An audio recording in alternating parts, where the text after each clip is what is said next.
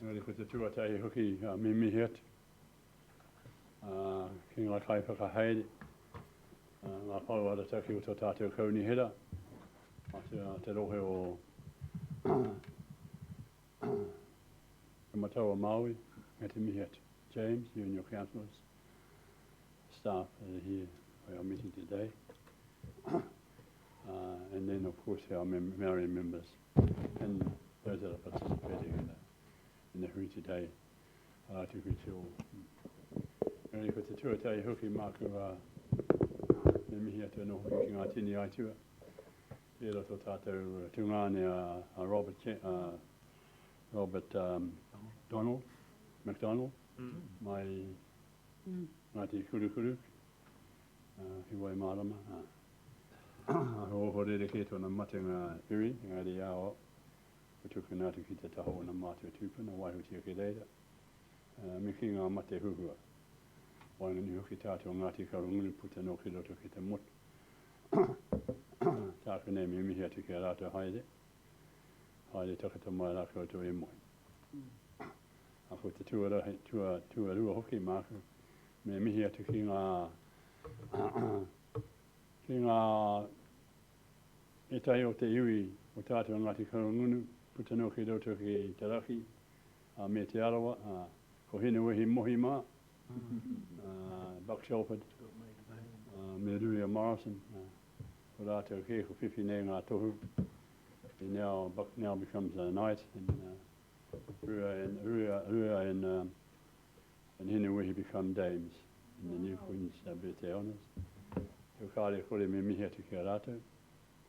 Ngari ki a tata tunu ngā taringa ki te papa. Just keep our ears close to the floor, akuni pia ki te haere ke pānui, karanga, ke whakatautoko hi o ki rātou. So there'll probably be a call for us to go and acknowledge them somewhere before they get inducted. Ngari whena ke ta mātou tainga mai te rānei, mō tā tātou hui, marama e rua, kia timata pai, me pē hoki te anga mua pai mō tātou te aere. Whena hoki ngā mihi atu ki a tātou a huri no tō tātou tari, a tēnā rawa hoki tātou katoa. Ai tēnei wā me ino hoki tātou, ai te māngai mi ngāne hera ponu te toka tūri tapu. Ki tatu mai no koutu ki wānginui tēnei whakamuimiti o mātou. Hei tā tari katoa hoki ngā kupu, e whakapua ki nei mātou e roto ki tō koutou kororiatanga. Ko tēnei hoki te tīmatanga me te whakaotinga, mai o mātou e tūmana ko tēnei roto ki tō koutou kororiatanga. Ko koe no ki te māngai hei tautuko mai, ai e nei aka nei ai. Te māngai mi ngāne hera ponu te toka tūri tapu. Whakaunga mana hoki mātou ki roto ki te aroha noa, anera hoki mātou o pōnanga ko tai ki mūtou koutou aroaro mo tō koutou manakitanga. Hoi e noa whakaarihi mai hoki tō tātou huinga i te rānei. O te rā ki pai tunu te haere, tai no mai ki te whakamutunga mo te rānei. Manakitia mai nei ko i tahi atu ki te hara mai ki runga te karanga o te kaupapa nei. Ke tai pai ka tōki rata. E noho tahi, koruro tahi nei tātou waingani hoki rata. Nore te māngai mi ngāne hera pona te toka tūri tapu. Whakaungia mai nei mātou ki roto ki te aroha noa, pai e here tia tunu mātou. Ki roto ki te rangi māri ngā wā katoa, o koe no ki te māngai hei tūtuko mai, ai e nei, aka nei, ai. Ai. Kia ora tātou. Kia ora, matua. O tō whakamuimati, kia ora koutou, nau mai ki te hui tēnei rā, kei te hare ko mātou. We have Māori constituency. So, yes, you can see the difference in the ahua now, eh? We're all happy people, so we move forward together, ko tahitanga. So, yep, off we go. Notices, any notices? We're doing is this to be followed by apologies? Yeah, followed by apologies. Thank you. No notices? Okay, apologies. Got a few. We've got Zach Makawari, Bill, Papa Bill. He was very late. We had to leave him behind. But we waited when I had to leave. Mare, Apatu, Rex, Chair, Ram Mawiwi, Dr. Roger Marker and Hene Councillor Whenua Ormsby. Yes, She's I'll move. preparing for the Waiuhiki I'll opening. move. I'll just withdraw because I put an apology in because about the point we're doing army exercise of the New Zealand Army, but they were down south, so I'm here. So I'll withdraw my apology. You're I put here, it I hope last you were week. Yeah, I hope I'm here too. Kia ora, Thank you. Peter. Moved by Upping, second Upping, apologies. Mike Paku. All in favour say aye. Aye. Carried. Apologies done. Conflict of interest declarations, anyone? Carl? We're all conflicted. Get the pie. Alternate members, I don't think we have anybody here with us. Is there anyone else? No. Carl? Okay. Oh, so Mark is going to try the okay. For today, confirmation of minutes from our last Māori committee meeting held on the 7th of April 2021. Take it as read. Any amendments, deletions, additions? Everybody okay to play with that? Like do the mover for the minute? Yep. Api, seconder, please. Aye. Matuahami. All in favour say aye. Aye. Against? Carried. Takiwā Ripoata Takiwā. Kia ora, Chair, just before you start the Ripoata mai ngā Takiwā, just to acknowledge that there's at least 2 or 3 items that come up from the minutes which are registered in today's action points. Yep, okay. Let's go follow-ups, Follow-up. Okay, who we up? Who's up first? Sorry, otherwise I might know. Let's go for that page. Who wrote their reports? We'll go Wairoa first. We'll go north to south. Kia ora, Katarina. And my report's there, and I'll let Katarina cover the rest of it. Just from the Wairoa Takiwā, acknowledging the Māori constituency and the awesome decision from the councillors and the wānanga obviously in the background. Just to say well done to everybody. What's happening in Wairoa, there's quite a few issues happening there. So Hinamihi Marae is pairing up with the Marae based river planting.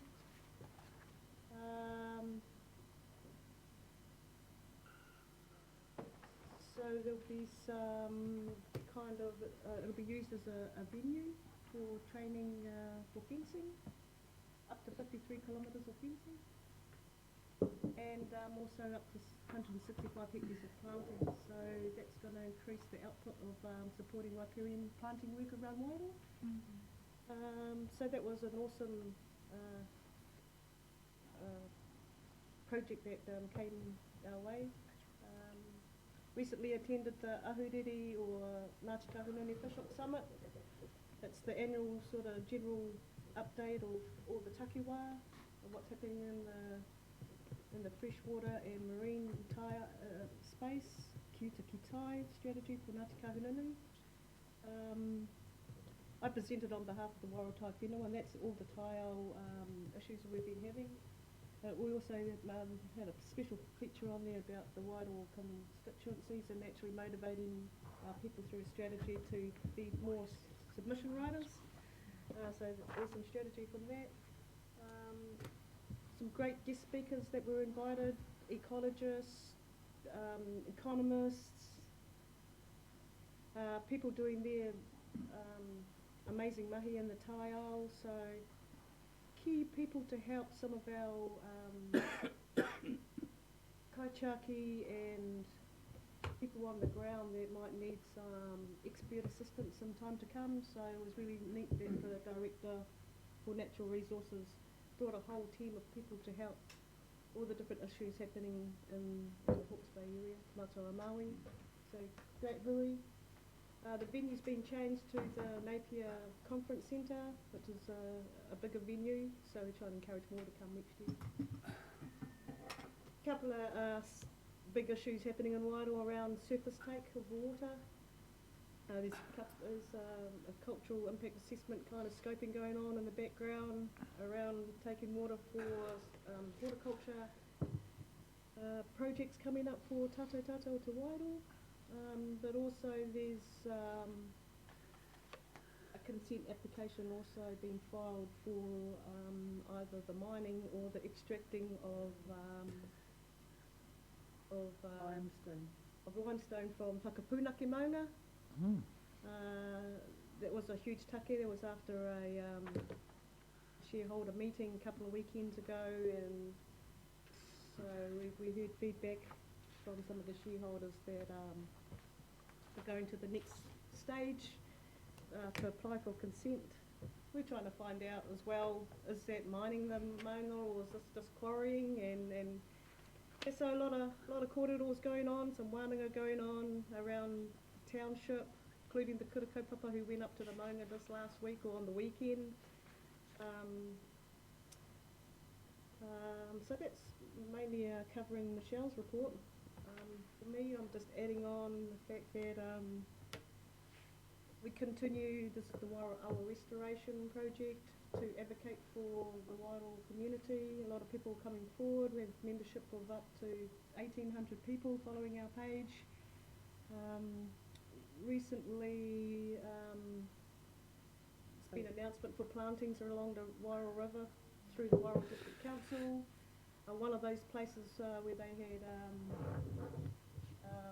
was Rangiahoa, where they wanted to plant up there.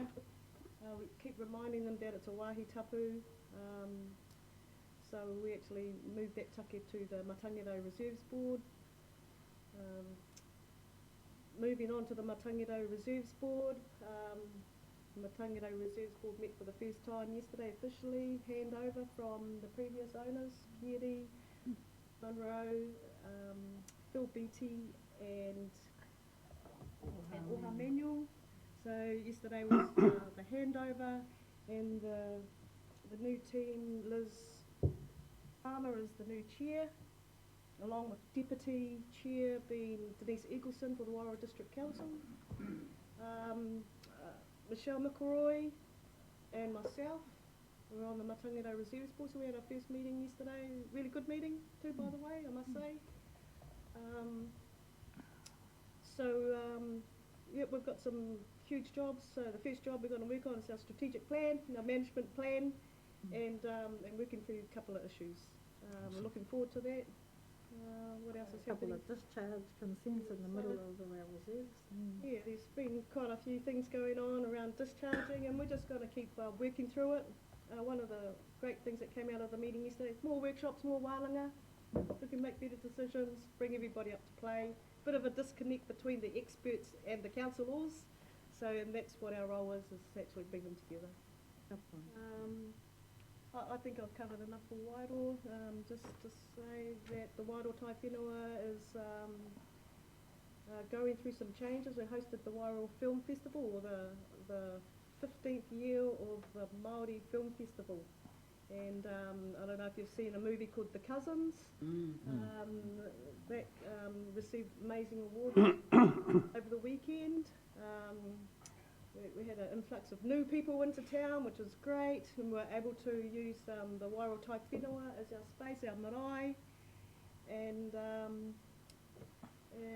so I'm grateful for the Taiwhenua for making our marae or our space available for our whole community.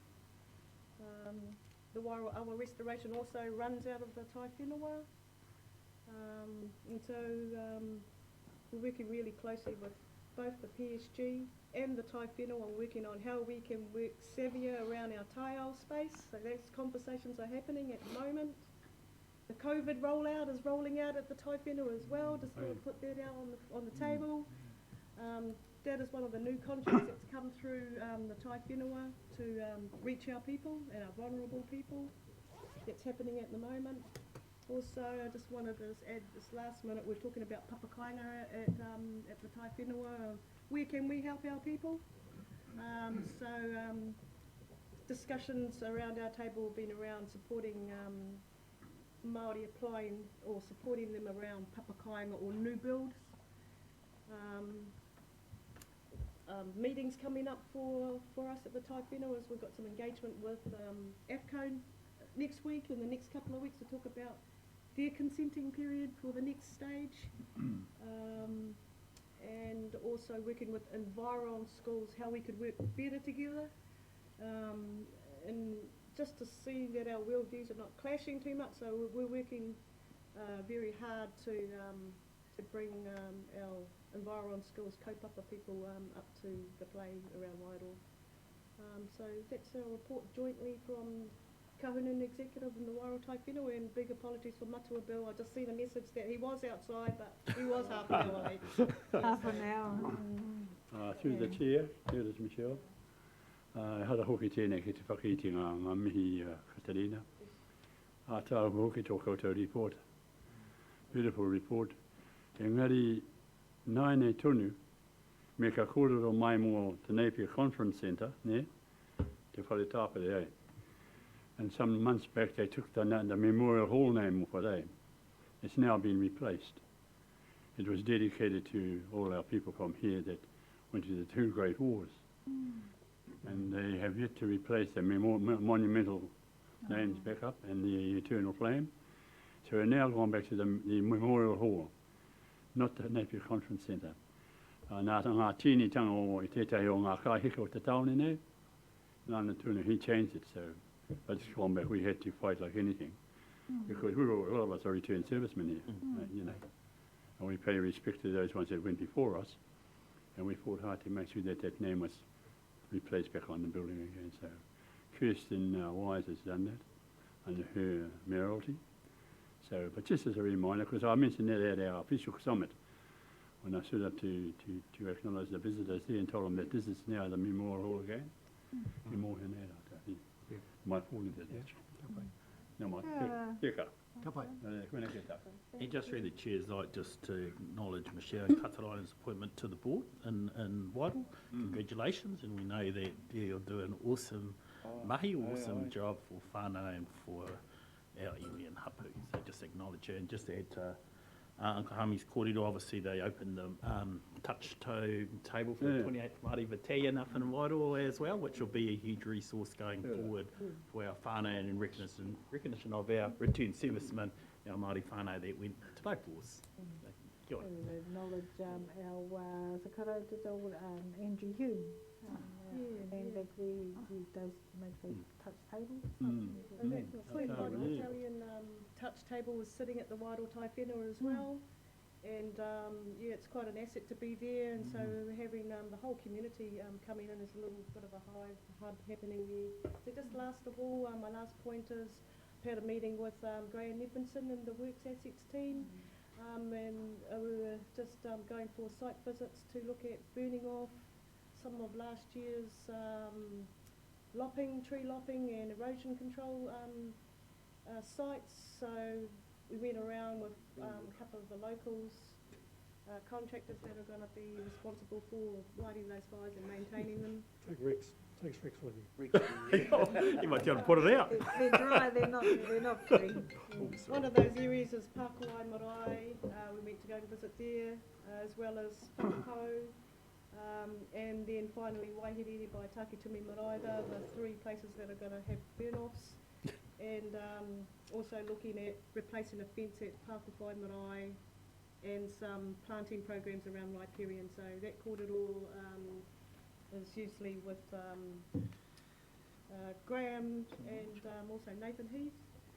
And yeah, so that's our little update. And yeah, I'm really happy with the couple. Thank you, Katarina. Yeah, so next one up, just to mention again the whakapūnaki. You know, Katarina and I we did a post on our page, and we spoke about your pepeha being attacked. So we've got water surface take was attacking our album, and we don't want to end up like our bridge pa whānau. You know, we don't want to run out of water. And the other thing is whakapūnaki. You know, te mangas tapu, and our people even considering to put a 35-year quarrying licence is mamai. So, you know, it never stops. carry on. Hey, go. So, on to the next one, whanganui rotu, Peter. Yep, I think I'll give up. He's done some points, and then I'll add on. So we didn't submit the report. We just had a lot of mahi on, but we can cover off some key points because obviously it's going to affect the regional council, some of the mahi and ahuri at the moment. But Api can start it. Know the order. Nā reira, e tuake nei, I raro te mare tō tātou matuitirangi, e mihi kau ana ki a koutou ki a tātou i tēnei wā. Nā reira, he te pāpā, me tēnā koe mo tō mihi mahana ki a mātou ki a tātou i tēnei ata. Nā reira, kei te mihi. Te whānau me te whānau whānui o tēnei committee, ka nui te mihi, ka nui te aroha. So very, very quickly, I just want to report on this situation concerning the whitebait stands on our rivers. And so following two public hui at Clive Hall in March and in April, and later meeting with Jenny Nelson-Smith, Operations Manager from the Department of Conservation, the following proposals arose. Recommendations for Hawke's Bay Regional Council. By the way, I have given these out to the members. So I'm just reading some of the stuff from here. And so this first one is really something that we will be pushing for on behalf of our committee. Mana Whenua, as a treaty partner, fully engaged in Council's departmental bylaw decision-making on all governance and environmental aspects of river and waterway management. Māori have a whakatauki proverb, ko au te awa, ko te awa ko au. I am the river's me. Iwi and Hapu need to fulfil their obligations as kaitiaki, cultural guardians of te tai ao, mai te maunga ki te awa, taino atu ki Pomona, the environment from the mountain to the river to the sea. Permanent existing stands with sturdy structures need not be removed. Fishers on the main Ngararoro and Tuki rivers are happy to remove stands each year owing to strong current and severe floods. However, whitebait stands on the Clive River are propping up the riverbanks from serious erosion. Owners to regularly clean weed and remove rubbish from these stands. Owners on the Clive River are happy to clean stands as required, especially after weed cutting and high floods.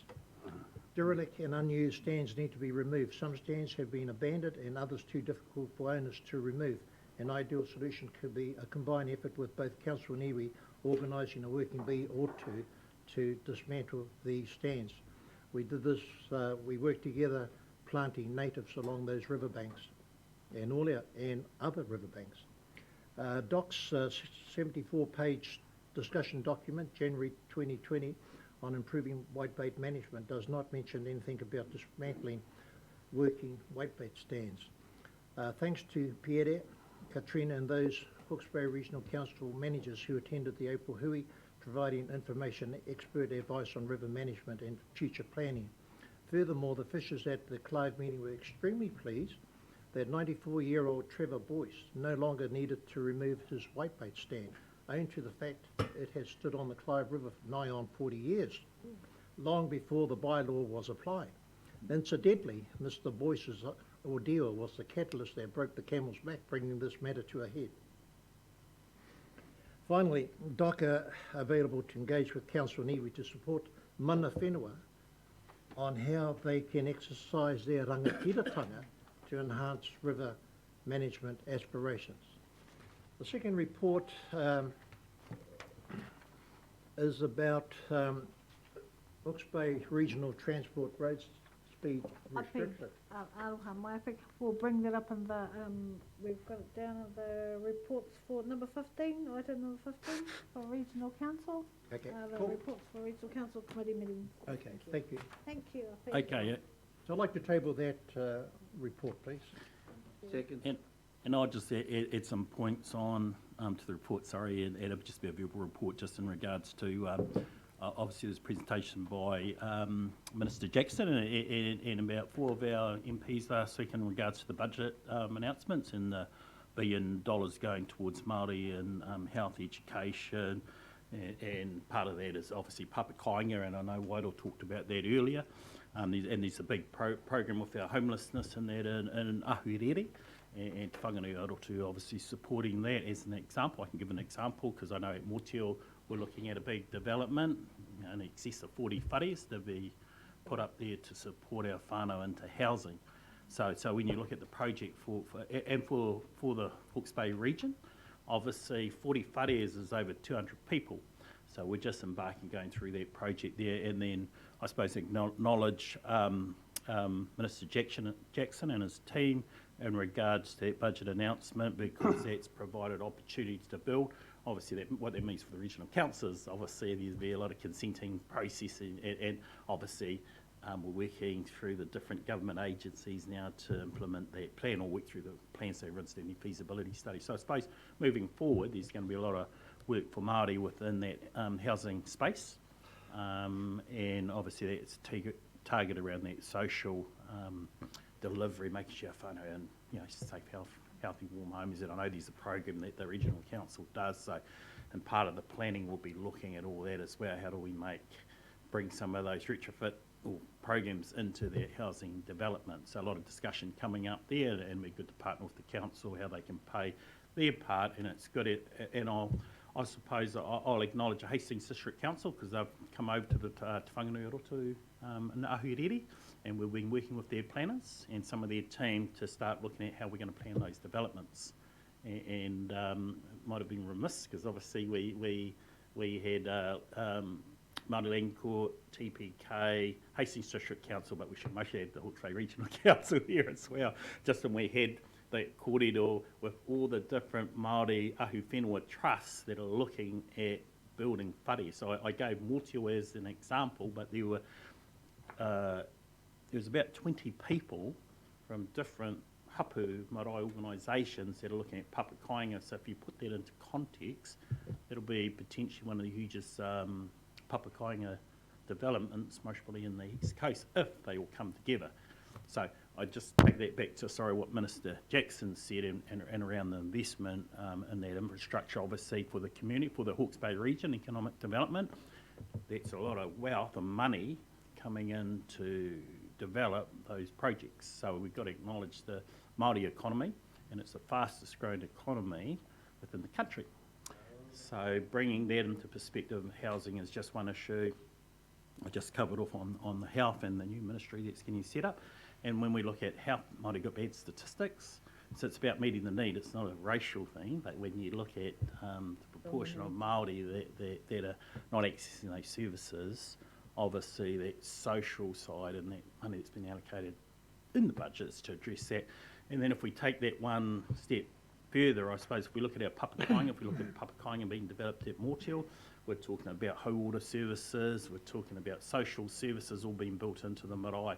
So the Motio marae is putting forward a proposal to develop Komatura flats, housing around the marae, but then our other whānau that surround the marae are also putting in papakainga to meet their whānau needs. So when you talk about building, you talk about a village, and I know Zach Maori talks about that down in Tiote, and so the same concept is being developed. So huge for the region, huge for everybody, huge for all the services that it's going to provide. So that's just a quick snapshot in regards to the budget announcement and then how we move forward. So I suppose this committee, the Māori committee with the regional council, will be hugely involved in some of that corridor that's coming up in the short term and long term. Sorry, I just quickly wrote down some notes. And just in regards to biodiversity, because we've got Jobs to Nature and all those programs starting to roll out, which would be awesome in regards to those water catchments that are going to get supported. I know Whanganui-Orotu's got a contract to go through a project. I know Pahueta's got a contract, and there's several other organisations that have got contracts to start working in that space. So, and that's with the Department of Conservation. I think Regional Council sit on there as well. So I suppose when we're talking about environmental projects coming up, a lot of movement in that area, and some of those projects will be good for the region as well. And then obviously it's just around the delivery, and I think everyone's working on how they're going to deliver those projects. So Those projects have been passed. I won't say who's potentially got those, but I'll just say that obviously that work's been undertaken now in that space, and working with the my personal view, just working with the council because they work in that space, huge advantage to those projects. And if I take that one step further, and I know the Mohaka Plan Change's got a meeting up in Tūwharetoa next week, and then look at some of the mahi that's being proposed there, it just creates opportunity to build some of those projects with other resource that's going to be allocated to implement those projects.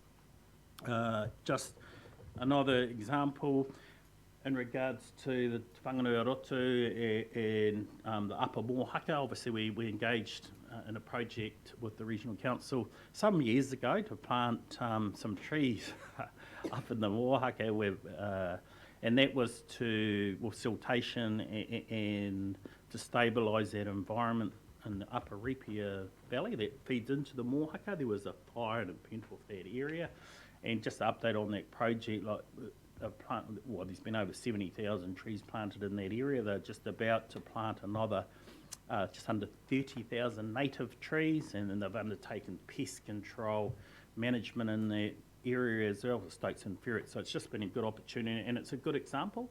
Like, when we talk about partnership, and if we go back to that period and that engagement with the Regional Council to be a party with that project, it was just a good outcome for that project that's happening with Mana Whenua.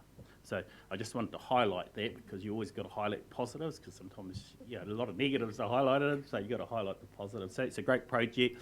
We've had about 30 rangatahi working on that project. We've got a project, and that's what I was meant to be today, with the Air Force and the high school for rangatai at the school, but because of this flooding down south, we postponed it. But that's been the catalyst to bring in a lot of rangatahi from the different high schools to work up on the whenua. So when you look at tangible benefits for the community, it works across a lot of facets in the community. So we're, just drilling down on that example, working with the high school students at Takiwā High, and we're giving them some building skills. They're building a whare, and the Air Force is going to come and lift all those frames, and the rangatahi are going to stay out in the field, build that. We're linked into some building organisations, so when those kids come out of school, I know I was in building classes at school, you built tables, but we're saying, hey, we're varying these skill base, so they're doing some pre-framing, they're doing roofing, so when they go to meet the industry demand, because there's a shortage in builders, you can say, hey, they've got some core skills. So I'm just saying, from those small projects that we've done with the council, these are some of the benefits that you achieve, from small beginnings to large beginnings. So that's just an example of a project that we initiated with the Regional Council several years ago. Madam Chair, can I just add something to Peter's kōrero about water take? And I know I've brought this up before, James, and we need to have a serious discussion with the council about our water take and how many bores we should have at on our papakainga. Currently, whether it's 3 home papakainga, 4 or 5, each papakainga is required to have its own water bore. Why can't we have 1 or 2 for that whole road, rather than have, it's so expensive, up to 40 grand for 1 water bore. And so if we have 4 or 5 papakainga down that road, why don't we just have 1 or 2 supplying the whole road? And so that's a discussion I think we need to have with the council. Kia ora. I just got 2 other points, so I've got to rattle through those. One, and I don't think we put it as a minor item, but I suppose when we talk about representation, so we talk about Māori standing committees and their representation and having mandate. I'd just like to say as an example, the representation within the Soropu and within the Hastings District Council, Te Whanganui Rotu support, obviously you've got to go through a mandating process. And where I'm going with this is obviously, and it's for public comment, and the long-term plan we just submitted to Napier City Council, but for Te Whanganui Rotu, we don't recognise the mandate in the Napier City Council because it doesn't come from Mana Whenua. So I need to state that because that's a view our board feels, and you've got to say from a Mana Whenua perspective, when you can see clear and transparent processes, you support them. When you don't support them. So that's a statement by our board, and then that was submitted in our long-term plan. So I've got to say that because that's gone in public forum yesterday, so I'm just sharing that with the committee. Just want two other things. We've got a COVID rollout as well. I know we're going to be rolling out in our marae for those people that want, obviously, to receive a COVID jab. We're just starting to promote that as now, so that'll mostly be done over the next 4 weeks. I know Mōtio Marae is going to be rolling one out in another 2, possibly potentially another 2 weeks. So we'll be starting to immunise our whānau that want that jab. Not all whānau want it, but for those that want it, they can come to the marae and we'll vaccinate them. And again, just to come back to the point with the decision with the Hawke's Bay Regional Council, because, yep, I protested as along with a lot of other whānau. I just want to acknowledge the Regional Council for the leadership they showed in relation to that decision.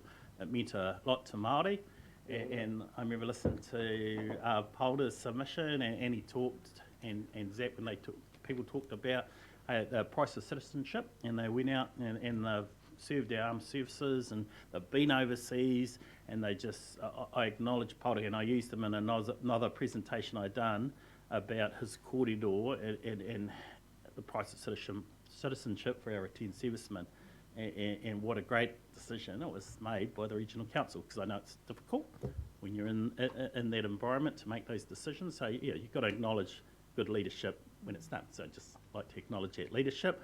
And then Mōtio Marae is having just the acknowledgement at our marae. I know we've seen to invite out to Hastings District Council, to Regional Council. I know the mayors from Hastings come back and Rex has come back, so we're just going to invite, and that's open invitation to the Regional Council as well, our Māori Standing Committee to attend there, and it's just going to be a short acknowledgement. I think that's looking at the 2nd of July, just to acknowledge that decision that was made at that time.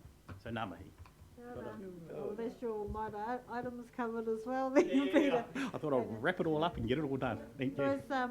My husband was on a course with Peter years ago when he was a rangatahi, and he still continue to do that mahi, and it helps our young people along. He still talks about it today. Awesome. Did you have anything, Rose? Heather Taylor? Thank you, Madam Chair. So I'll just go right along to, I noticed the gravel was in item 13, so I'll leave that alone till then. Just go straight to 19.19, paragraph 19. So one again, it's just about access for hapu marae to the river banks and to the awa. We did have this access earlier on.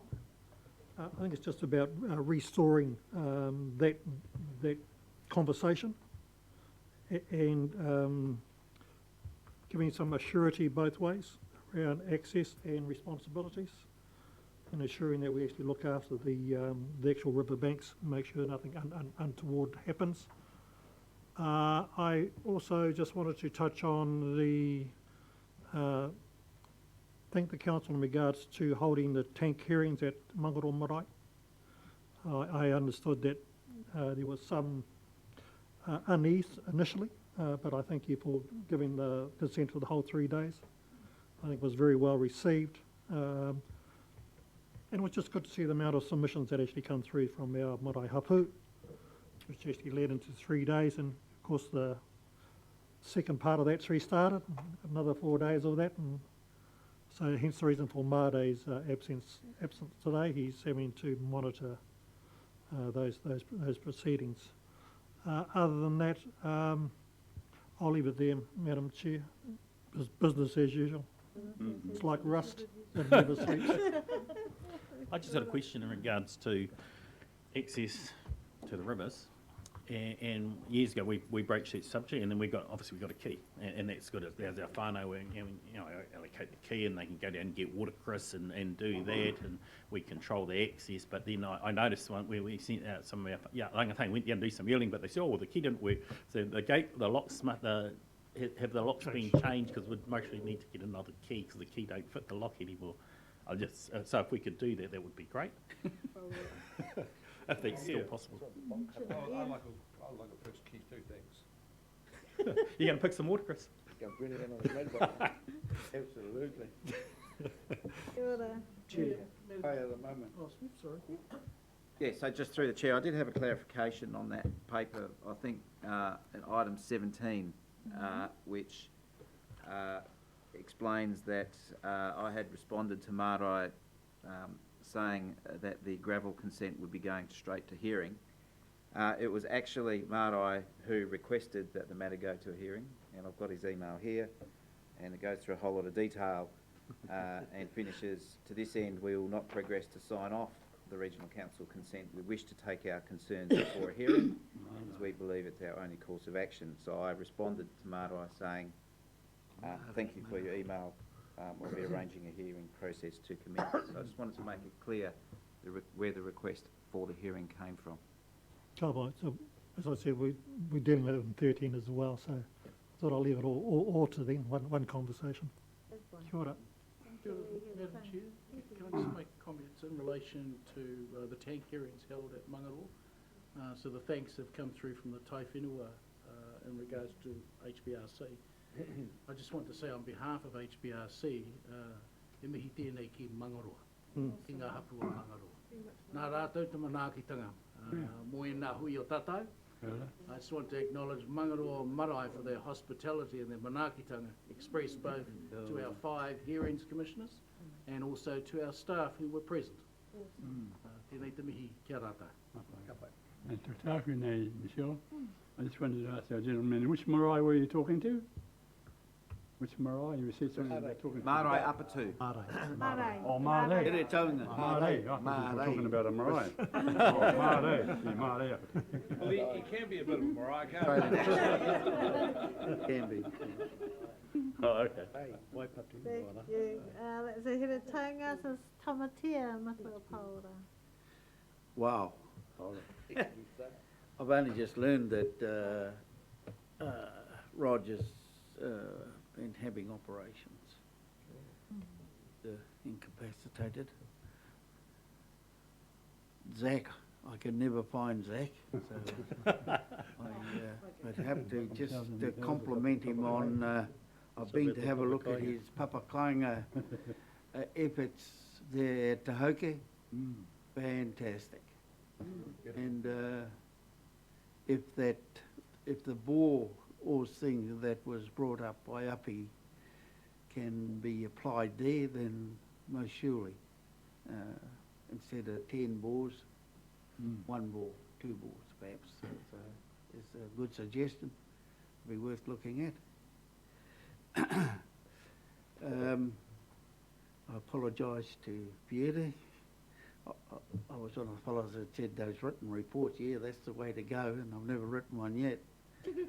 And I was relying on Roger, who writes all the reports. So a big apology to you, Pierre, so off the cuff. And what I'm going to talk about is what I've been hearing as an old man in and around Porangahau and the Taiwhenua or Tamate. And I think the first thing I'll talk about is some big learning going on in our council. They sent work groups out to the various marae with projects and money to spend, and thought it was a good idea. And one of those projects was to do something with a waharo. And so their work group went out there and just pulled the carvings off the waharo. Well, next thing our council is coming to a tutor group to find out what kind of procedure should we go through, which is tikanga. That's right. And I see a little issue here, tikanga and Māoris Ripoata, the Opoti, what has gone down there at the park. But all good intentions, but we're in a new phase of learning. And I think, and I feel that the same thing is with our wards that are coming up.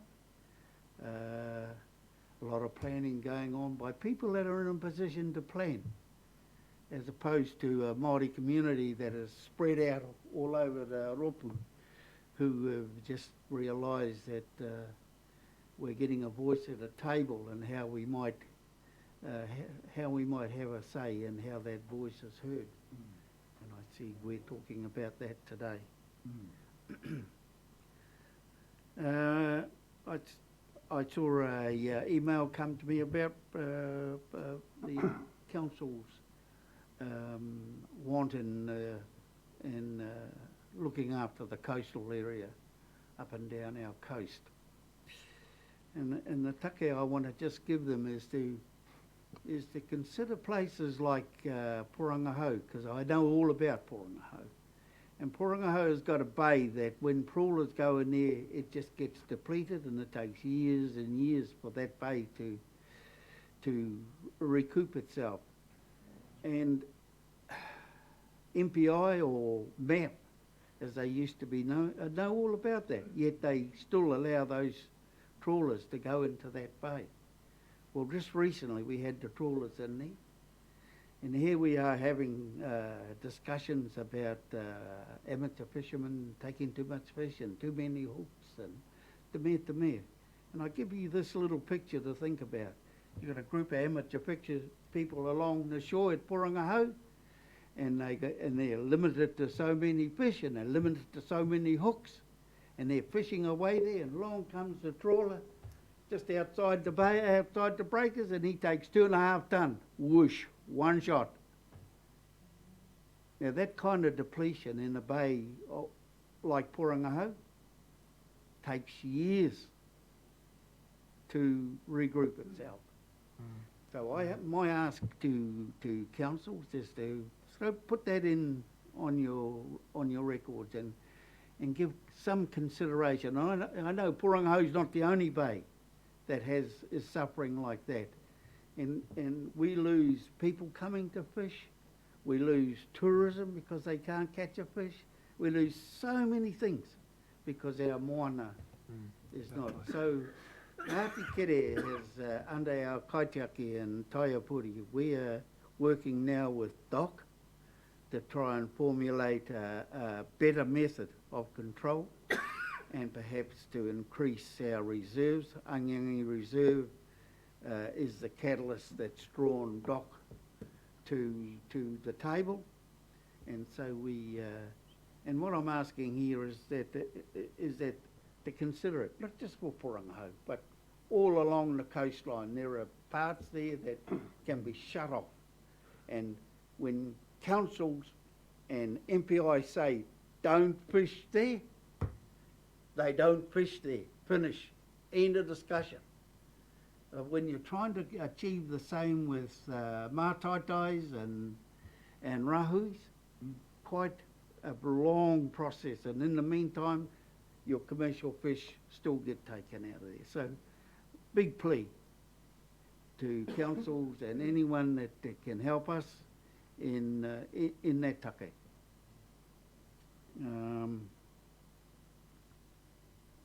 I think that if I'm hearing right, I hear Māori is hard out trying to fix housing. And anything pertaining to housing should be upped by organisations like ours, Māori committees, councils, regional councils, and an easier way forward. A bit of cut down on all the paperwork involved. And just listening to Peter there, they've got a group there that they come in to do a job here. Actually, in Māori world, you actually do that job and you get a little house built on the side because you've got all the expertise, you know how to steer it around. Which brings me to the what our Prime Minister wanted for all the maraes. And they sent the work groups out there, but it appears to me that, well, I went down our marae, for instance, and the only people down there was the work group. Sure, Porangahau Marae Committee or the trustees should have known, but they'll run into hot water. So those kind of things need better management. And just because we're regional council and there's another council, I just bring this to your notice. To talk amongst yourselves a bit more so that these things don't happen. Something good came out of that because our council is now keen to learn a bit about tikanga, learn a bit about our pōheri's work, and I used the example of this board bringing a wonderful person onto their board like Pehere that has brought a mana to this board. For me, that has, and I think for many. This council is held in high esteem for the way it moves around and the mana it moves in. So, I don't know if that's how a report should be thing, but that's what I have to say.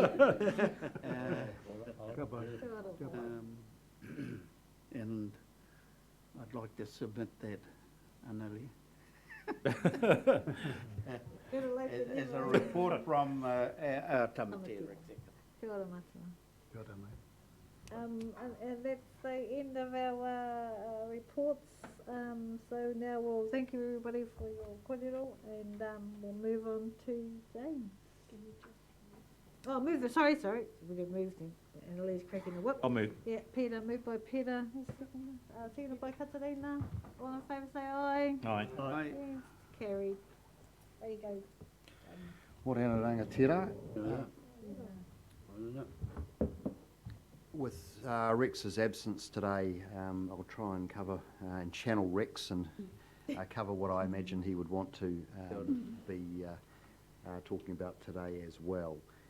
I don't have a presentation for you, I'm sorry, this morning, but we've got lots on the agenda and we're covering a good number of operational matters that I'm sure you'll want to focus on.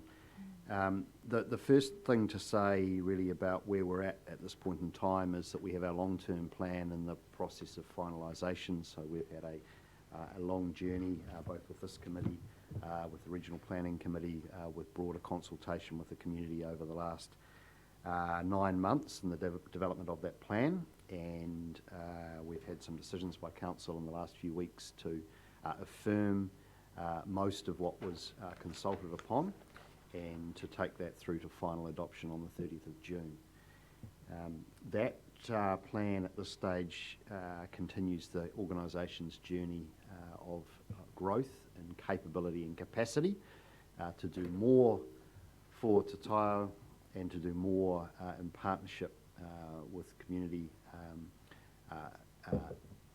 particularly obviously with Tangata Whenua across the Rohi.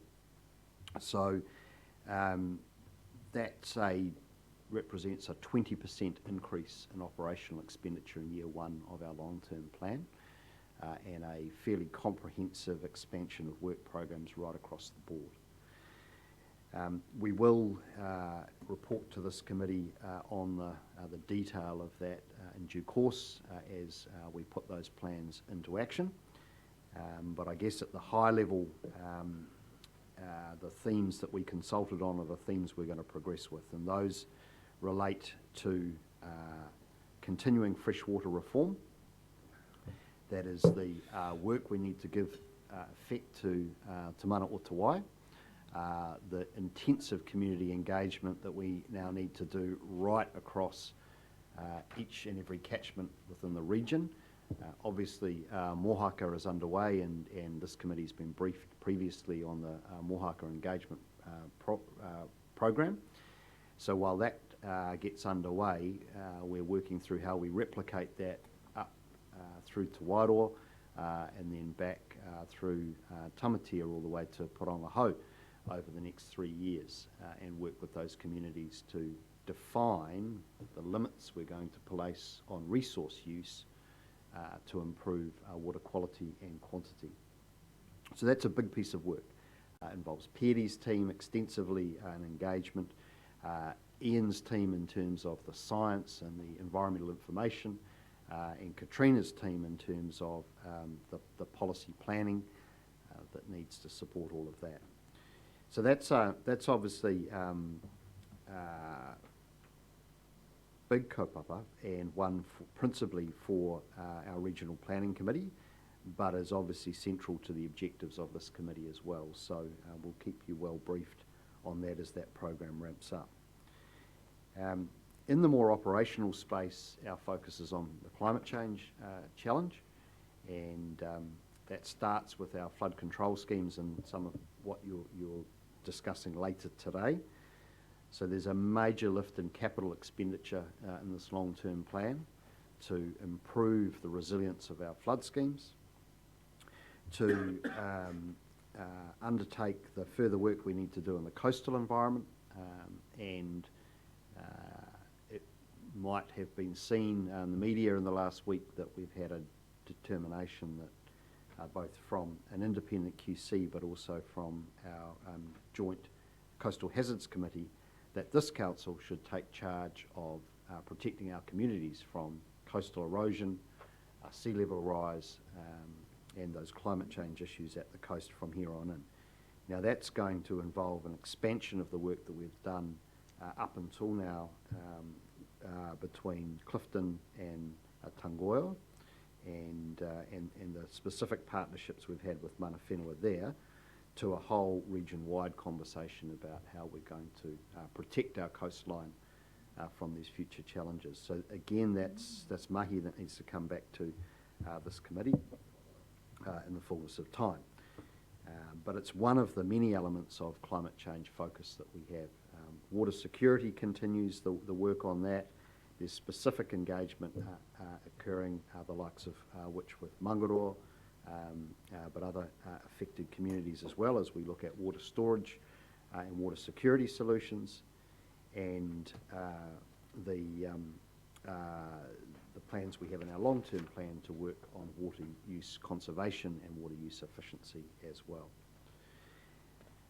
We have agreement from Council to proceed with some innovation in our public transport system by looking at introducing more flexible and more frequent smaller bus services through the on-demand trial that we're proposing in Napier and Hastings. And that's to try and get more people using our public transport system, getting them out of cars and getting them from A to B in a way which is more flexible to their needs and is more user-friendly. So again, I'm sure that Api will probably raise this matter in relation to the Transport Committee's work this afternoon, or later today's agenda.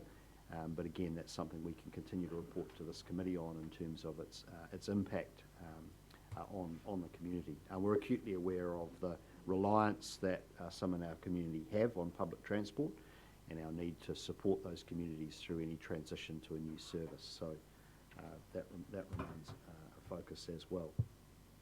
We've got more in this long-term plan to support working with our communities. So Peter referenced the significant funding that's come through Jobs for Nature. We've previously briefed this committee on the $4.2 million of funding for fencing in the region. We've had another $1 million confirmed from the Crown, alongside I think nearly $10 million that have been confirmed for Taiwhenua and hapu groups to undertake restoration work, including around ahuriri. So there's quite a lot of funding flowing. The challenge for all of us is having enough people to do the work, and even basic things like getting fencing materials right now to do all this mahi is proving to be quite a challenge. But that's a good challenge to have. And so we're putting emphasis in this long-term plan on our capacity to work with communities to support them to do the work.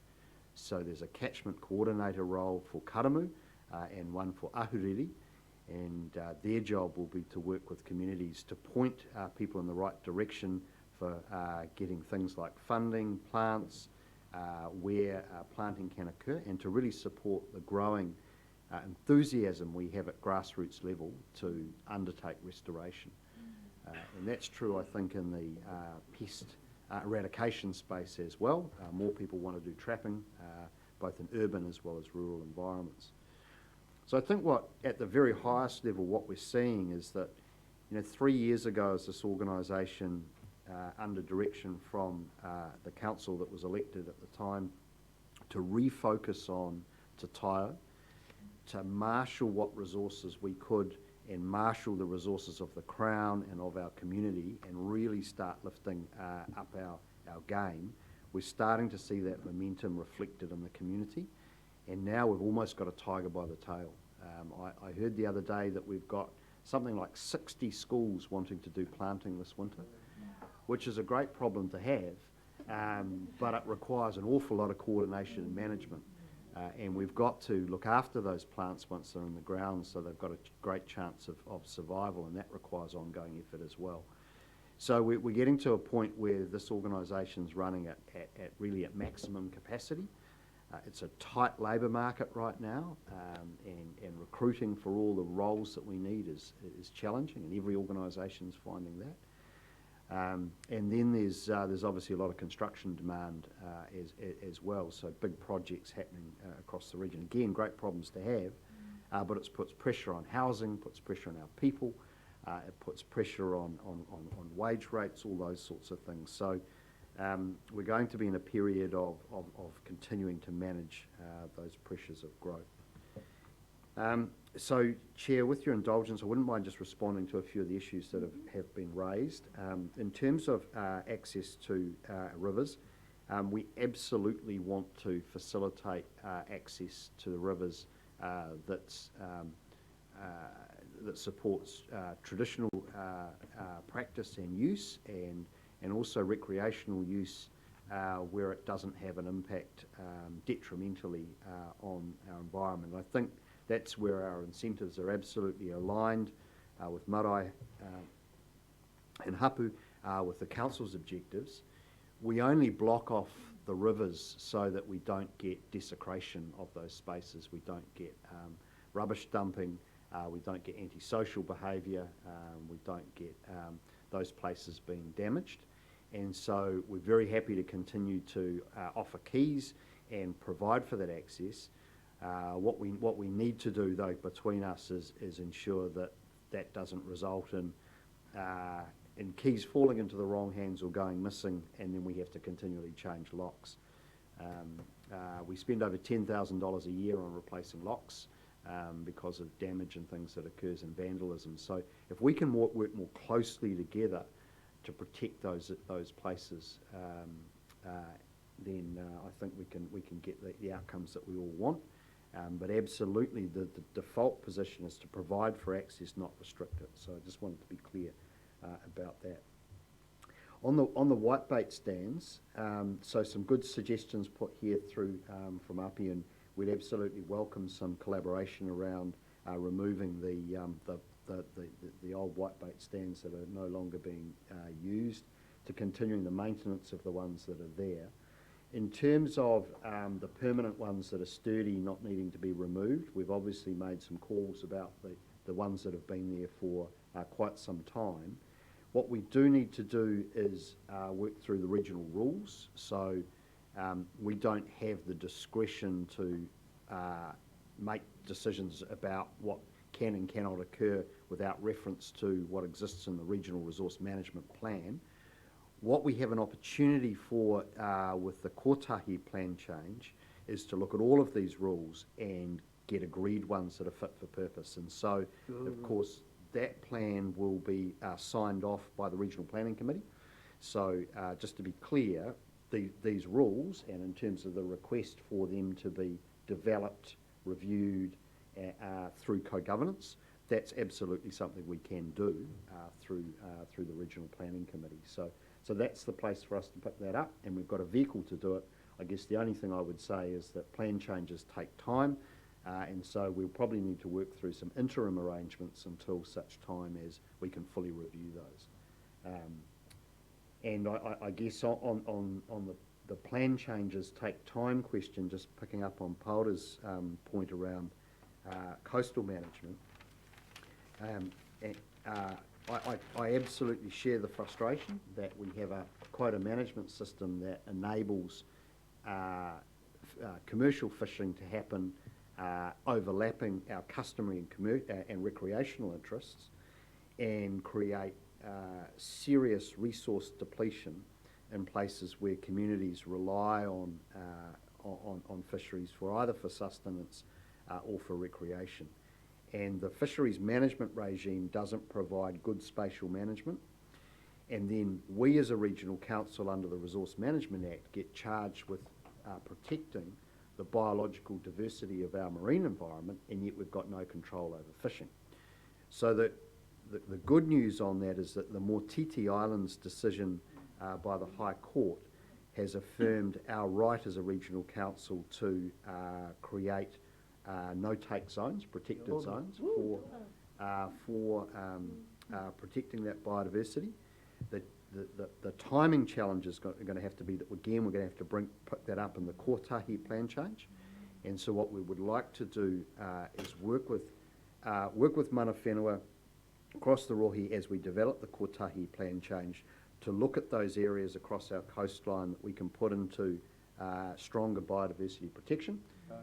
And I think that we can do that probably more quickly than MPI can, because the fisheries protection legislation is very cumbersome. Paula referenced the Mataitai and Taipuri processes, which take many, many years, and then marine reserves take even longer. So there are many ministers of fisheries that have tried to review the 1971 Marine Reserves Act and not got very far. So I think while central government continue to spin their wheels, what we can with Kotahi over the next 3 years, as we're engaging on our freshwater habitats, also to engage on our coastal habitats, and get some agreement that ultimately the Regional Planning Committee can make some determinations on about what we protect and where. So I can see a pathway on that, but it will take several years. It's not something we can do really quickly. Just with respect to the Papakainga question, so I'm just waiting on some advice on whether or not there are restrictions on the number of bores we can have on a single title Papakainga. In essence, the restriction shouldn't be on the number of bores, so you should be able to aggregate to one bore, but there is a volumetric restriction. And at the moment, in Hiritonga, it's 20 cubic metres per day per property. What we're proposing in the tank plan change is that with existing consents, they remain at 20. And remember that the average person uses something like half a cubic metre per day. So that's 40 people. That should support 40 people per property. What I'm less clear on is if we reduce that, and it had been agreed by the tank group to reduce that to 5 cubic metres per day, that would take you down to about 10 people per property, whether we've got a problem with Papakainga. And so I want some urgent advice on this. So this is before the commissioners right now. No decisions made, and I think we've got the opportunity to refine with the commissioners the rules so that we do support Papakainga. Obviously, drinking water supply is the second highest priority after the environment under the Te Mana o Te Wai framework. And we need to enable Papakainga for our housing shortage challenge, so that's absolutely understood. So what we just need is a sensible allocation framework that enables Papakainga to be established. It makes sense to have one bore per Papakainga and supplying multiple houses.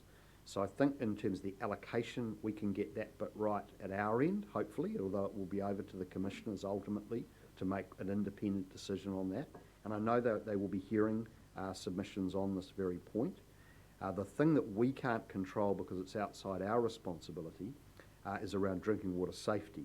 So in the current reforms central government's undertaking, they're saying that any supply that's more than one household will become a regulated drinking water supplier that will need to have a water safety plan and have a treatment program which will involve the likes of chlorination, that kind of infrastructure.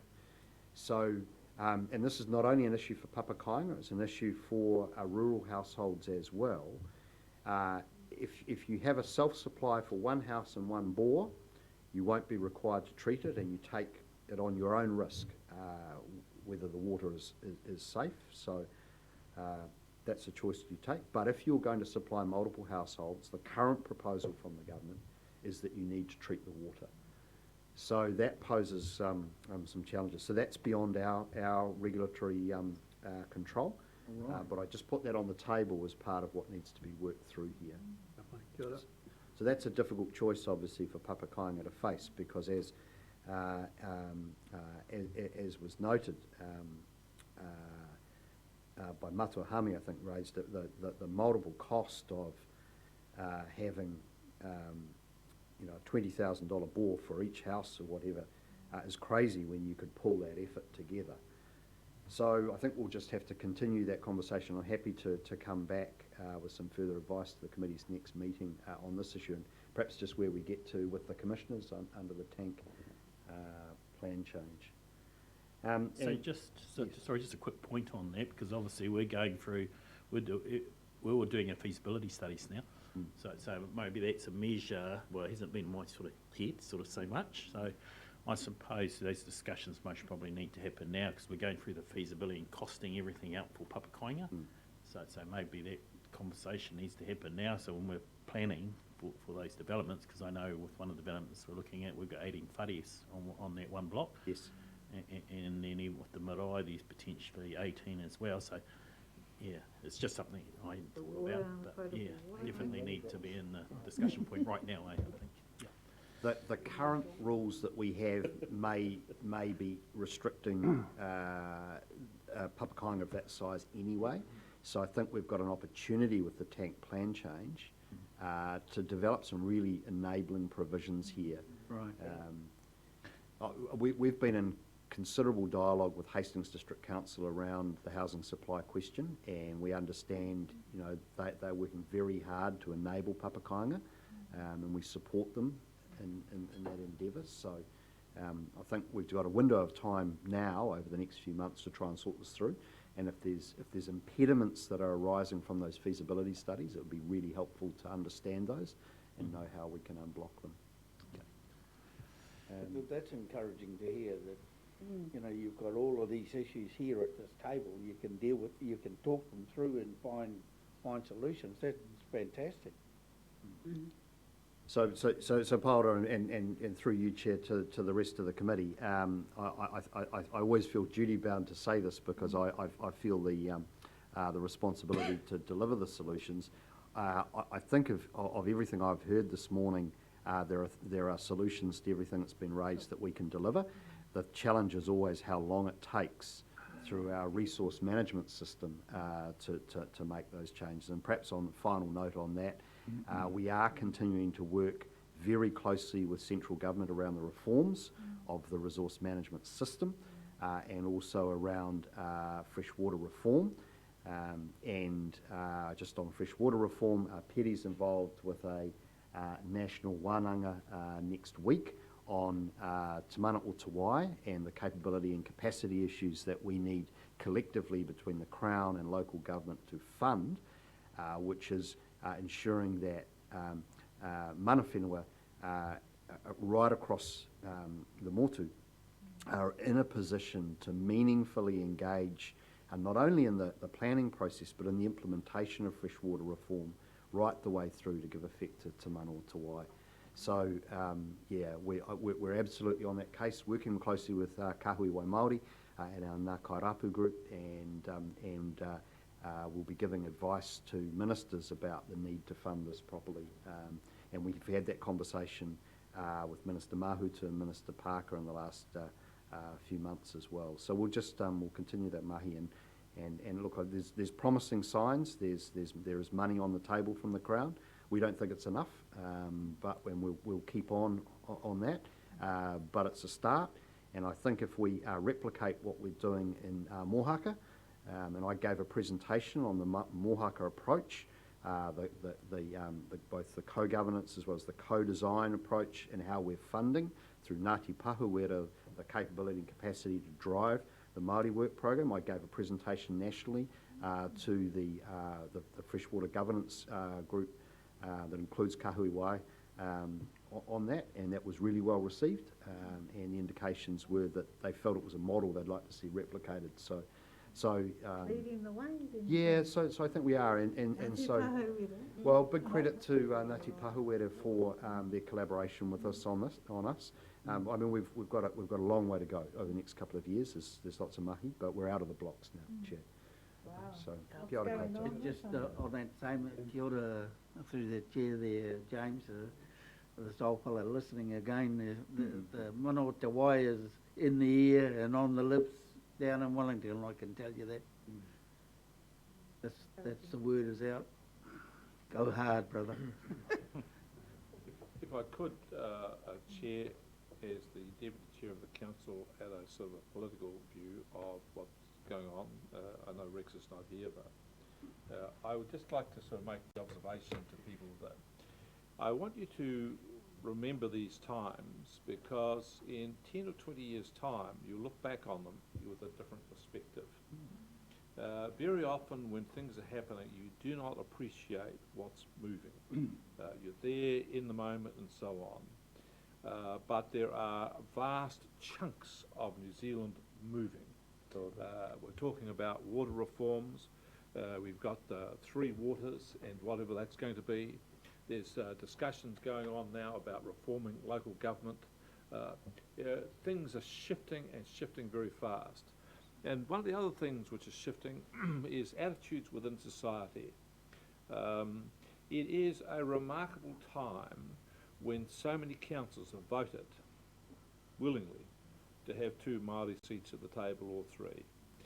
If you think back 20, 30 years ago, it would have been unthinkable. So I just want you to get that and take a mark today and say this is where we are today, and then as you go forward in the future, reflect on this period of time you're in and use that as a measure for how things are moving. And I want to say also that I think there's going to be a dramatic change in the way in which New Zealand society engages and deals with issues. We talk about specific things like mana o te wai, we talk about that, but just the way in which we engage as a people to resolve issues. There's a shift here, and it's in the leadership style. It was for a long time in New Zealand top-down, and I go back to the time when Muldoon was around. He issued almost like dictatorial edicts, and the country all said, oh, the Prime Minister said that, and that's what happened. But that's no longer the case today. You'll find that while people would said the Prime Minister in announcing the lockdown on COVID-19 was dictatorial, it wasn't actually. It was the complete reverse. It was democracy in action at its very best. Democracy involves everybody being part of the conversation. And Al Gore in his book talked about the public discourse, where everybody has access to information, everybody can participate in the information, and with that, then the public come to a decision. That's how democracy works. And when you think about COVID-19, that was exactly what happened. We all looked on TV, we saw what was happening around the country, everybody had the opinions, we all knew what was going on. And so when the leaders said, this is the thing to do, we all agreed. That's democracy in action. And see, what's happening now, you're finding this is the model which has been done on a whole range of other things. There's a much more open discourse about this and a much more open way of doing things. And people say, well, that's the right thing to do. And so the leader says, that's what we'll do. You know, it's been affirmed. I just think New Zealand society, in the way in which it conducts itself, goes through its decision-making process, is in a fundamental change. And I just want you to note it as you go through, because you'll be able to talk about it in the future about, you were here when the watershed happened. This is a significant change in the way in which this country goes about doing its business. And I don't think any of us have quite realised just how fundamental this is. There will be no going back to the sort of style that we had from Mr. Muldoon. No going back, let me tell you that. And that's a great thing. I think we're in a great space. Chair. I've got one question. I have a question for the chair. A question, and that's about whitebait stands. As a West Coast boy who's whitebait for many, many times, I have been completely bewildered by the fact that certain people can come to the bank of a river, stick up some timber, and say, I have exclusive rights to fish on this place and only me. I never understood this. I do not understand why we do this. For me, when you went whitebaiting, you turned up on the river and you could not be closer than one pole's length behind, or in front, and that was your spot, and you had it for as long as you stood there. You walked off the riverbank, in 20 minutes, your rights disappeared.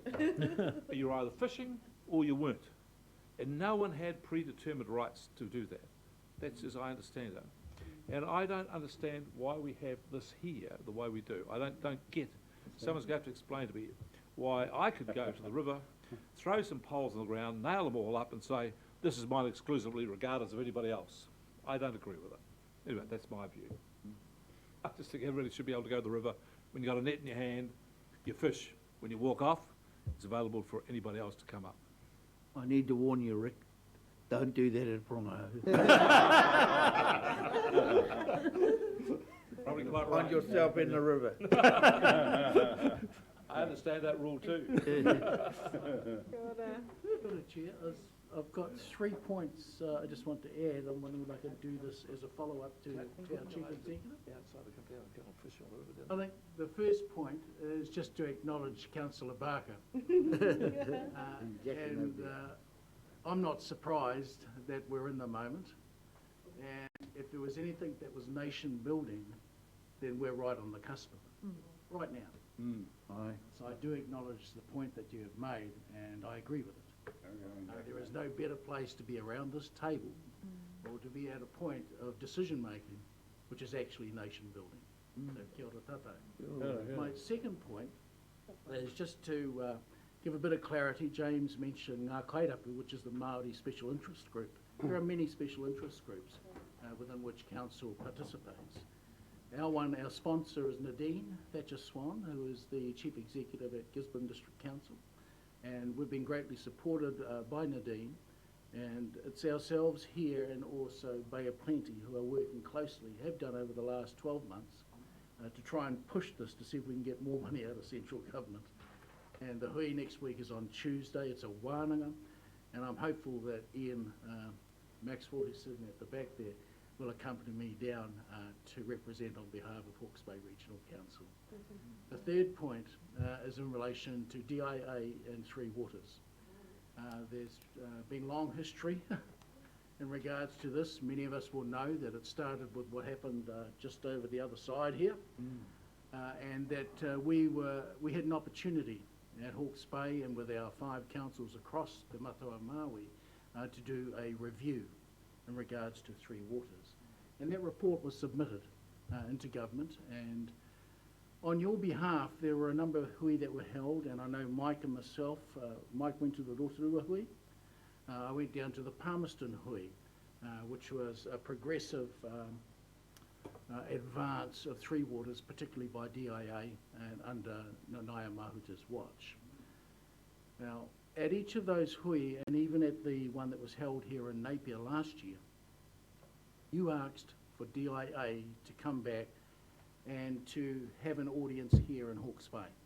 On your behalf, I've approached DIA and asked them to commit to that, and they've agreed to come up on the 17th. I had sent out an email on the 31st of May.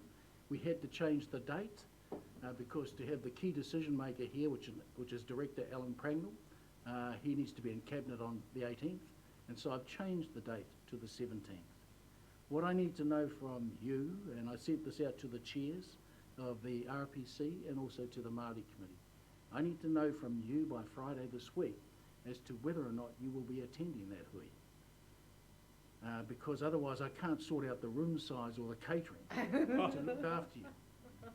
It's actually the DIA Three Waters, that's the kaupapa, not the kai.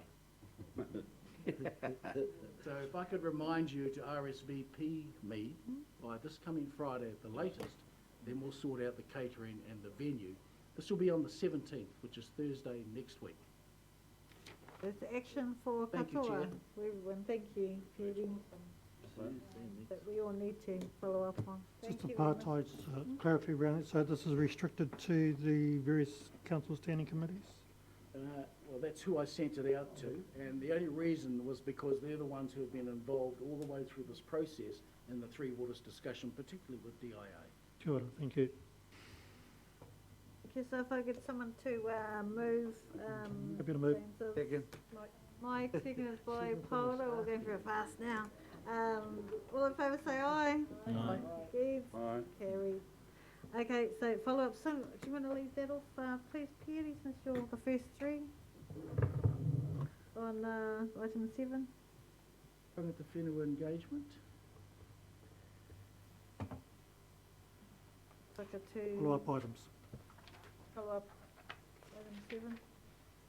page 37. And port. Sorry, I'm just Here's one.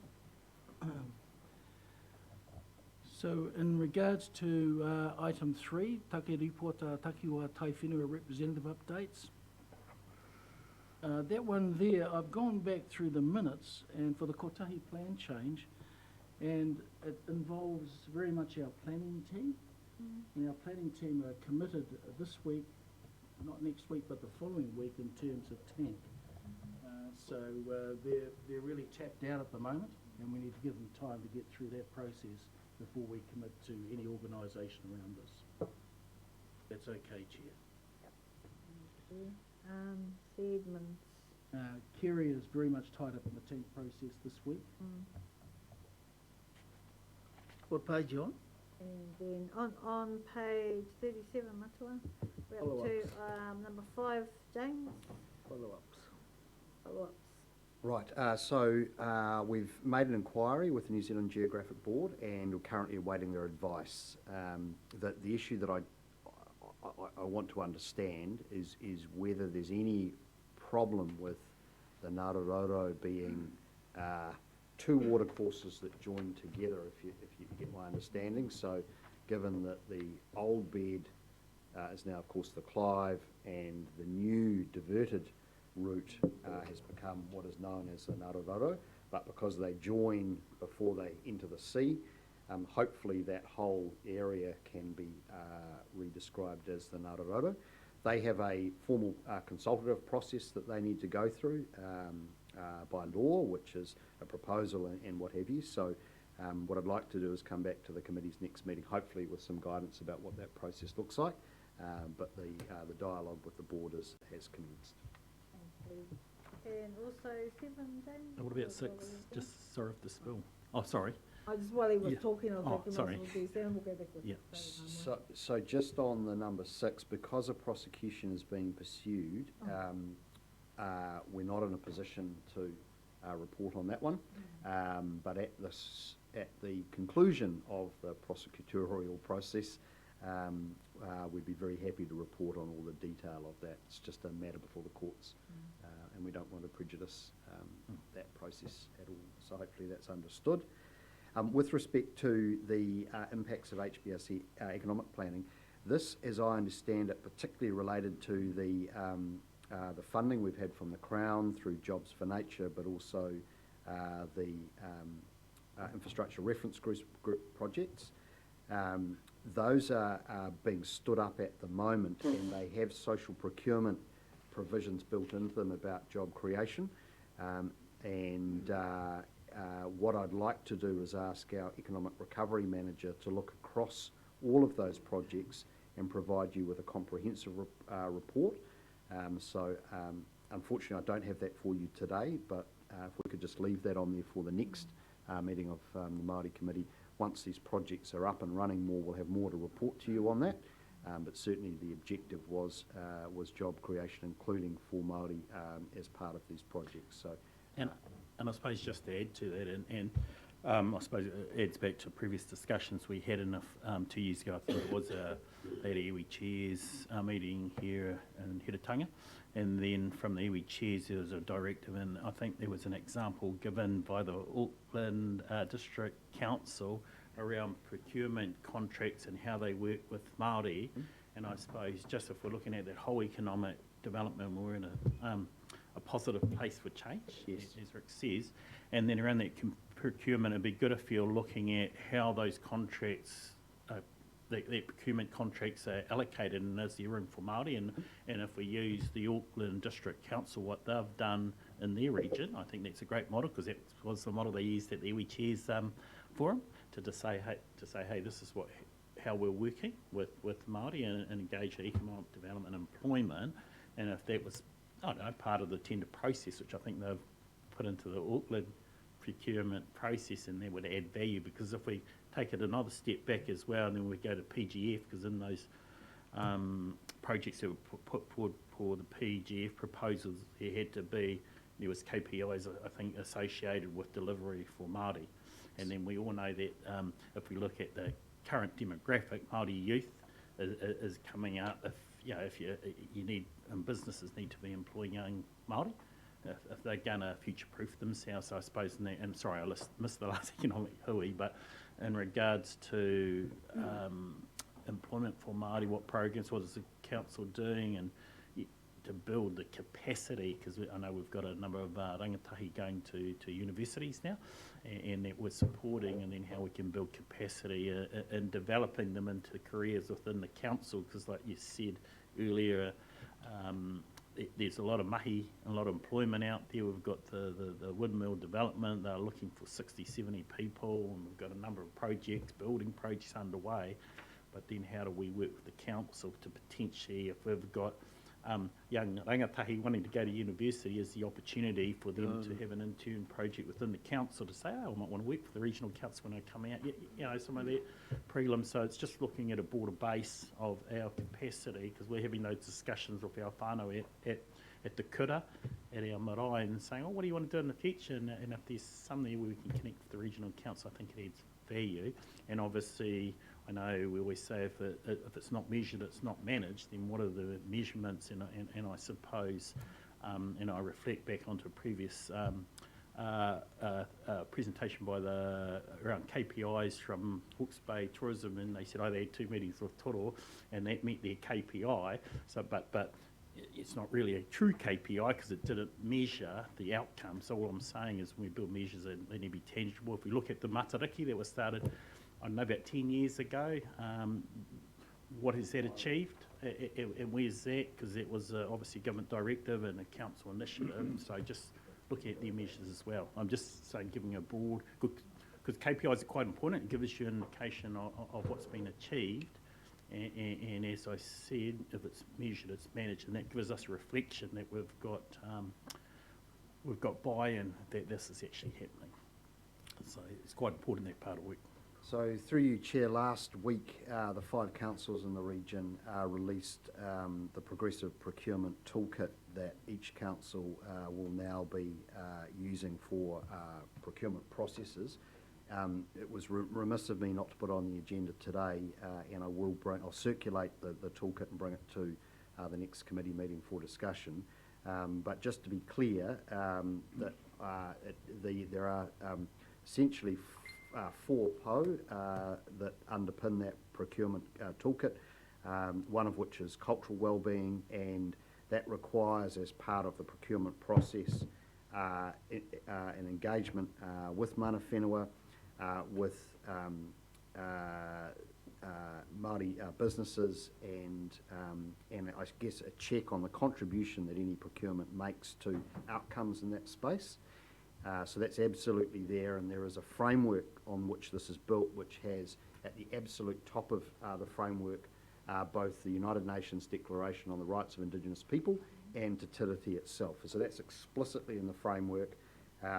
So there's a cultural dimension, but there's also an environmental dimension, so making sure that our procurement supports our environmental objectives for our region. So absolutely acknowledge the work that Auckland councils blazed a trail on there, and it's something that we as the 5 councils want to emulate here too. So that's something I think we can report over time as to the progress we're making to the point of KPIs. And perhaps just slightly more broadly on economic development, so we have a discussion underway with Te Kahui Ohanga. We had a hui just a couple of weeks ago with representatives from TKO in terms of the proposed co-design around the future of economic development delivery in the region. But what was interesting about that conversation is everybody's recognising that what we don't need in Te Matua Māui right now is necessarily just more jobs, and we've got housing constraints, we've got water constraints, we've got full pipelines of work for many of our businesses, we've got seasonal labour shortages, Actually, what we need to do is support the community we've got to fully participate and fully benefit from that growth and manage the effects of the growth on the environment, etc. So we've got some here and now challenges without running around the rest of the country and overseas trying to attract more businesses or more investment here. We've got a lot of activity, but the benefits of that are not being distributed necessarily as well as they should, and the impacts on the environment are not being managed as well as they should. So that's the nature of the conversation with Te Kahui Ohanga. So as we rethink what economic development thinks about, it's more about things like housing and supporting our people that we have here than just going chasing new businesses. So when we've made some progress on that, again, we can come back to this table. So just mindful of our timing, so if we can just get somebody to move the follow-ups. Just need to cover off action point 2. Action Chair. point 2, sorry. My apology to you, I missed that one. And that was the agenda item, was CDM Tangata Whenua engagement. Myself and Ian McDonald have been just trying to clarify where we landed at the last meeting on this. We were a wee bit confused. I know exactly where you landed. Which way to I know take this? exactly where you landed. I was there when the discussion we had. You were going to liaise with Ian to invite people to go to the CDM office and give people a briefing at the CDM office so they could see for themselves how the office worked and explain to it in real time the real function, which you couldn't do from here. Ian said it was a great idea. Everybody said it was a great idea, but everybody's obviously forgotten except me. Through the chair, can I thank Councillor Dunn for that clarification? Thank You got that? Still a follow-up. Yes, it is. Keep it fine. Okay, move on the follow-ups, previous planning committee meetings. Have a mover, please? I'll move. Was it, who was that, sorry? Charlie and taking the, P. Open, all in favour, say aye. Aye. Against, carried. Okay, on to minor items. Just gonna Minor speed it items? along. Call for minor items, not on the agenda. Oh, cool. Anybody got anything? So you've covered yours, Pete. Yeah, I have just one, and that's in relation to strategy, Māori strategy for Hawke's Bay Regional Council. Strategy, Hawke's Bay Regional Council. Any others? You're going to have a strategy? Any others? And Hi? Talk about the... Goodness gracious. We usually just bumble forward. It's a change that's going on, Rick. This is right, we're going to have a plan. Absolutely. There's the other one. So there's two. Okay, to pie. Okay, carry on. So we're on to Tangata Whenua pre-engagement to the Hawke's Bay Regional Council representation review. Item 9, Leanne. Kia ora, Leanne. This should be We're looking forward to this. Tēnā koutou katoa. Yeah, So, I'll take it that you've all read the paper, and just to answer any questions that you have, what I'd really like out of the meeting today is to know whether or not you support the proposal to go to the for Taiwhenua for hui, a different type of hui with the Tangata Whenua that live in the area, or whether you would prefer that we take the advice of the Māori committee itself, whether that is something that you would consider. So when I say different than what we did in the past, it was more formal. We sat up the front and did a presentation and all of that sort of thing. What I'm envisaging is having the maps with the two options, because I've gone away and worked out the potential for a north-south split for 2 Māori constituencies, and the population will work. We can, tutu around the edges, but east-west was another, I thought, just randomly might work, but no, it really isn't going to work. And so I would take along the maps, talk about what the population constraints, I guess you'd say, and just get a feel for whether people prefer option 1, a whole constituency, or option 2, and if anybody's got any considerations around what they might be called, and just do that in a more formal drop-in kind of a sense. I suppose just in relation to that, what they may be called, because obviously, for me, we'd leave that for our Komatura and queer, like Uncle Hame and those people that have that knowledge and that skill. I wouldn't feel comfortable naming something because that's historical, and our Komatura, we need to take our direction from our Komatura and queer in relation to if we're going to name something. So I wouldn't have the, well, not the mana, but I don't think, it's not my area of expertise. Yep. That's So, and I think that would resonate with a lot of, we'd have to go back to our Komatura and queer and people that have worked in that historical area to put a name, because that goes into the future forever and ever. So it's quite important there. So perhaps just to add to Leanne's one here, so there are 2 papers for this on today's agenda. There's the one which looks like this, which promotes an engaged communications and engagement plan. That's the 3rd paper in the set, which is on Stella. And then there is the paper itself, which highlights this next step, having followed Council's decision and taken us through heading towards a representative review later on. So I think the idea of this paper today was to see whether or not you agree with the plan, the communications and engagement plan that has been proposed. Essentially, it's for Taiwhenua hui. Replicating what we went through before. Okay. Just a point of clarification, so there'll be 2 proposals on the deck for people to look at. A single constituency electing 2 people from it, on first past the post, the highest 2 candidates getting it, or 2 separate ones, split north-south. That's the option. So those are the only 2 options will be on the deck. Okay, I don't think there's a 3rd. Is that, you're talking about 19U and 19V? Might just be able to put on the paper. Kia ora, Leanne. So speaking for Heretaunga, I think for us, engaging at a Taiwhenua level first to understand the bigger picture, and then allowing for marae or hapu who want to have a further engagement with regional would be ideal for us. The other part for us as well, and for not only for Heretaunga but also for Whanganui Rotu, is we got the same conversation again in regards to Hastings District Council. So they are basically the same conversation. The awards as in structure slightly different, but the fundamentals of the conversation are exactly the same. So from our perspective, it'd be nice to have the one conversation and not getting ourselves confused with the various components of both of those. So if we could ask if you could work closely with Hastings City Council, that would be great. We can combine some of those conversations together, understanding the bigger points.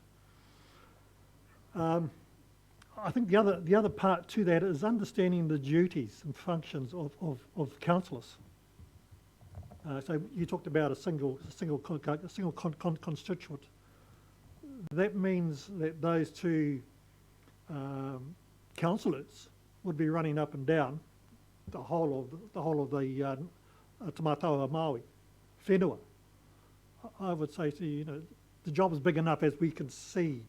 Myself and Michelle have had the pleasure of watching our councillors at work. They've got a big enough job as it is now, looking after their own just constituency, right? Having to try and run over the whole of the Tamataua Maori. So even dividing it into 2 separate constituencies, it's still a heck of a lot of work for those that put themselves forward. So I think having some understanding around that too, and the responsibilities would be helpful for our whānau. From the Taiwhenua perspective, you've got, well, if you go north-south, it's Wairau and Whanganui Rotu.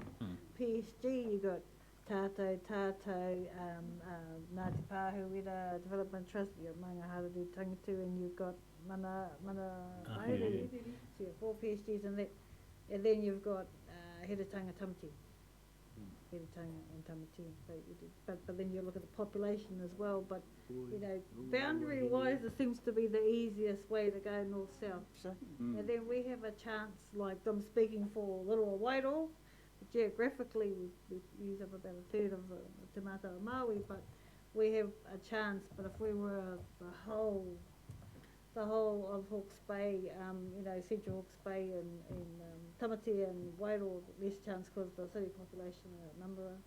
We still got that against us, but I think it's a little bit fairer. At least we have an opportunity to stand up and try.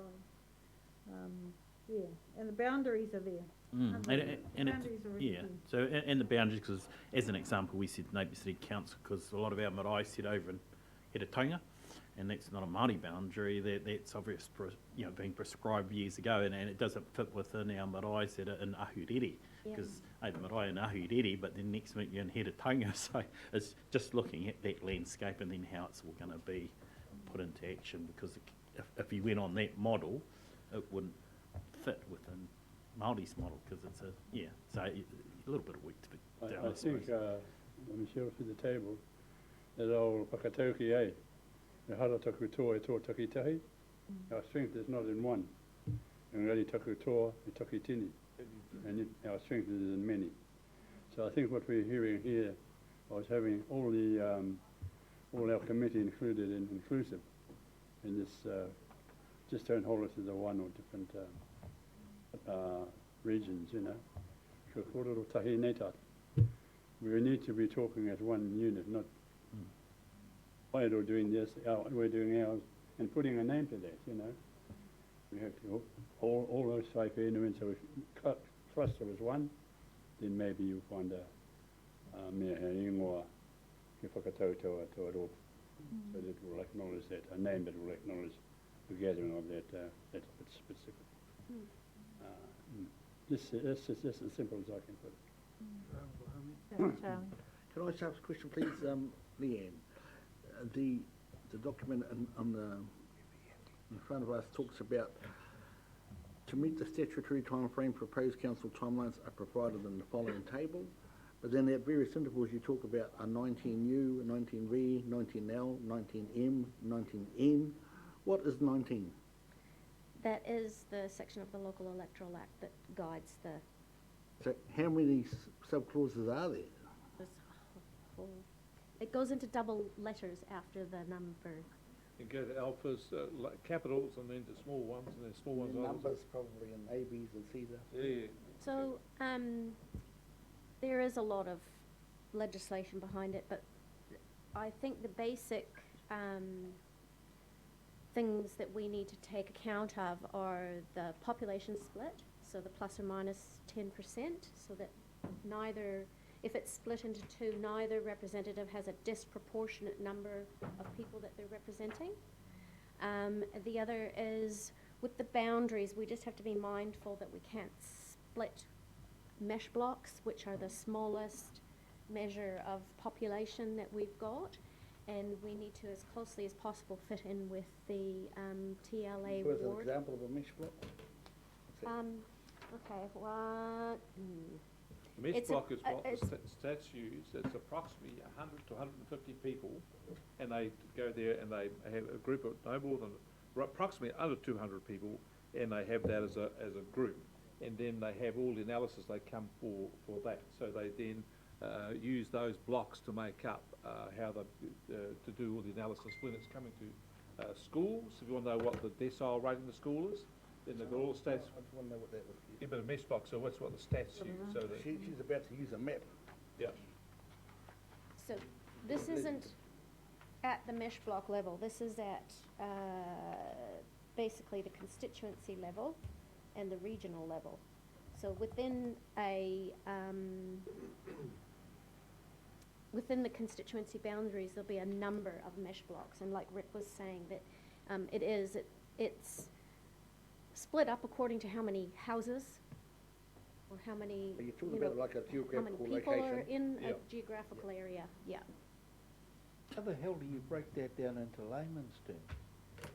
Well, it's quite simple. So when you fill out your census form, Mhm. all that information goes to the statistics. And so they know in that household you said this and this about how many people were there, what your value was. And they then collect that, and they don't use it as across a whole of a council area. They collect it into approximately between 100 and 200 people. and they put that ring around that and say that's a mesh block. And so for every 100, 200 people, they have like a cell, and they build it up. So when you want to know, you take an area, you know, for example, you take Hastings, Parongaho, well, then you circle all that, and it'll pull up all those mesh blocks in there. How many people live in Parongaho? Like this. Oh, so about 1,600 people. So 1,600 people, so they would have then approximately 10 mesh blocks in there. And they'll then add up for each of those mesh blocks what the average age was, what the average income was, whatever they can tell you to some degree of particularity what the nature of the thing is in Parongaho. And they do that across the whole of the country. And they use those mesh blocks for electoral boundaries. So when they're doing, doing the boundaries, they'll then draw a line, and when they draw a line on the map, the number of mesh blocks will come in, and will just tick up, how many people are in there and how many, so use it everywhere. So in layman's terms, Rick, It was layman's terms. those You've got to boundaries take are that into already account. established, aren't they? No. Why aren't they At that, established? at that small, at that very smallest mesh block level, yes, they are. But that's small stuff Then that you you can't go cross steps, through. the next step, and then the next step. But they're only, Different groupings. they only use it, the statistics department only use them as a sort of a nominated thing. It's not set in concrete. Yeah, but So- we're talking about Māori water. Yeah. So there's mesh blocks for Māori Yeah, role as well. yeah. So we'd need to pull that Māori, because you've got to be on the Māori ward to vote within, in that, so we'd need that mesh block for those regions to get balance, and then obviously with Wairo's population, and then if we've got two wards where you split the boundary, because you've got Raupunga, Mohaka, Tutera, and do you include Tongoia, because I suppose, well, how do you, because Wairo might vote how Wairo vote, who knows? And then Heretaunga may come into Ahuriri, so that's what you use the mesh block information for? Yeah, you could do that, but I just think for me, I just think there's a bigger question which Harmy touched on before, which needs to be answered. Do the representatives speak on behalf of an area, or do they speak on behalf of Māori in the whole region? Well, I think that's the key thing you've got to ask yourself. So when you've decided, if you've thought through that, then it comes to, it's either going to be, if it's on behalf of the whole region. She's not asking that at all. I know that, but I'm just saying, if you stick with that, you're then down to all having decided to have two separate wards, you with me? You're down to dividing them up. But I think there's a question before that, which is, do you want it as a single ward and work out the philosophical and the practical application of that, as opposed to two separate wards? And when you've made the decision which way you want to go, you then start to work on if it's two separate wards, well then you get down to the mesh blocks. If you're going to have it as a single constituency with two people, then the mesh blocks are immaterial, because it's going to be one. And the issue that Mike touches on, how would that work? Could you make it work with me? And so I think you need to have a discussion, and I agree, Harmy's point was, let's have a discussion at the beginning of it, as all of us, how we want this to work, we think about it, before we then go and ask individual areas, have a view, how it's going to work. That's not what she's asking. I know that's not what she's asking, but I'm just saying to you, before you get to that question, I think you have a bigger one to answer. No, I don't think so. So you're wanting the committee to sort of give their thoughts on it, and I think you're getting it's a mixture, eh? I think it's either north and south, or it's the whole. And that's what you'd be taking out to our people, and not confusing them too much, because those mesh blocks, and I'm lost, and there's a wānanga. But yeah, that's what you're asking in recommendations. I think we're looking at the communications and engagement plan, and I think the discussion today has been helpful, because we're going to have to bring clarity to this when we go out there to the four Taiwhenua areas. Definitely. If you ask the question there, do you want one ward or two wards? I'm keeping it simple. How do you answer that? Then we're going to go and ask our people. Yeah, what's the benefit of one and what's the benefit of two? Well, that's something they'll put in the communications and ask our people. I think that's the thing.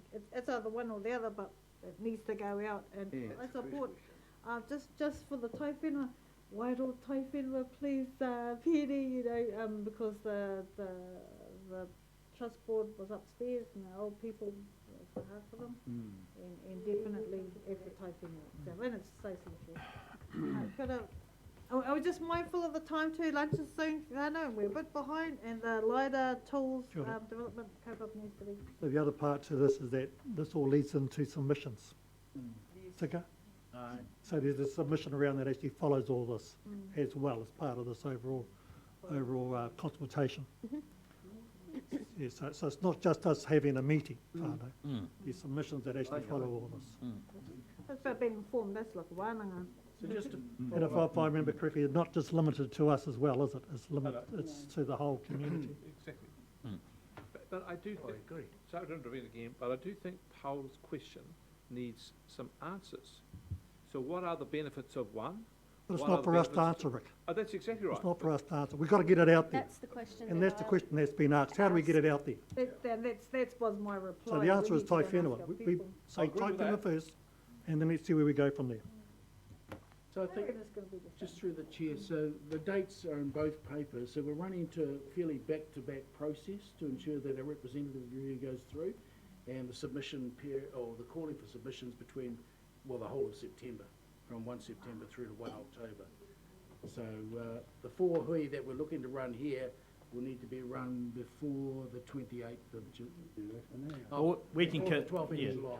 For Te Whanganui and also we can commit to that, and obviously we get we get our team to work through the dates, and we've had a lot of wānanga. It'll be just adding the other conversation to the corridor, and I'm pretty sure we because obviously we're supportive of Māori wards, we need to get there, and we'll just work through the detail. The next step. Yep, okay. Through the chair, Long 'cause we're through the a bit chair, behind. would the number of Māori seats depend on population? It does. And So what would it be then? Two. Two, well, there we are, two. It's just how that's set up, whether it's the whole of Hawke's Bay or two. One in Wide or one in Hawke's We were Bay, talking earlier this morning about the possible abolition of this committee. I don't think this committee is going too far. I think it's going to be around a while, and the reason I say this is that because this committee represents our four Taiwhenua, which is extremely important, I honestly believe that those two ward members could come from that committee. And I tell you why, because they need to be part of this committee so that when we get together and have our own hui, we can advise these ward members, hey, this is what's going down in Wairu, this is what's going down in Porangahau. That way, these two people will be independent and they'll be working on behalf of all of us. That's the intention. Hey, and I think that could be the model that we look at. Kia ora. The recommendations are on the last page of the paper. Yes, so the recommendations, so I was asking for someone to move that we receive and consider Tangata Whenua pre-engagement for the Regional Council, Hawke's Bay Regional Council representation review, staff report. Aye. Agrees that this decision specifically is not significant under the criteria contained in Council's adoption, significance and blah, blah, blah. You've read it. 3, agrees to the Tangata Whenua pre-engagement plan as proposed. So go out to our Tangata Whenua, talk to our people, kei te pai whānau. No, Kei te pai tētā. tērā. Is it 1, 2 and 4? 1, 2 and 3. Because the pre-engagement plan would incorporate the point around Hastings District Council. Oh, okay, that was the amendment thing. Yeah. So once the aroha mai, 1, 2 and 4, and that was moved by you, Mike? Yes. Seconded by Matua Hami. All in favour say aye. Aye. Against? Kia ora. Go for it. Thank you. Forward to it. Okay, and poor old LiDAR tools development, we're just going to try and squeeze this in before we have lunch, whānau, because Annalise cracking the whip again, and our whānau here, so what's it for LiDAR? How do you say it? LiDAR?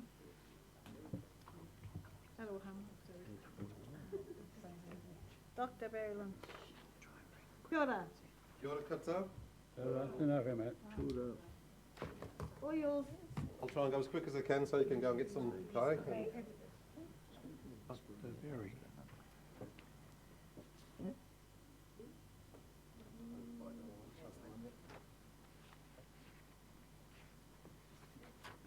Thanks very much. I'm Barry Lynch and I've been joined today by Melissa from Manaki Whenua. like to go through, just like to present here,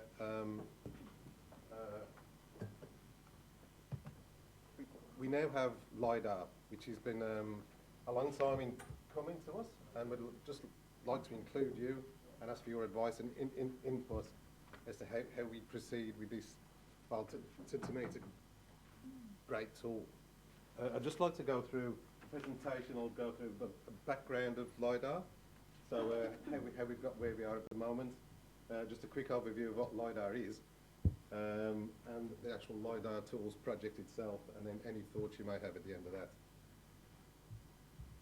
So we'll start at how we got here today is, the LiDAR project has been funded by all the Hawke's Bay councils and the Provincial Growth Fund.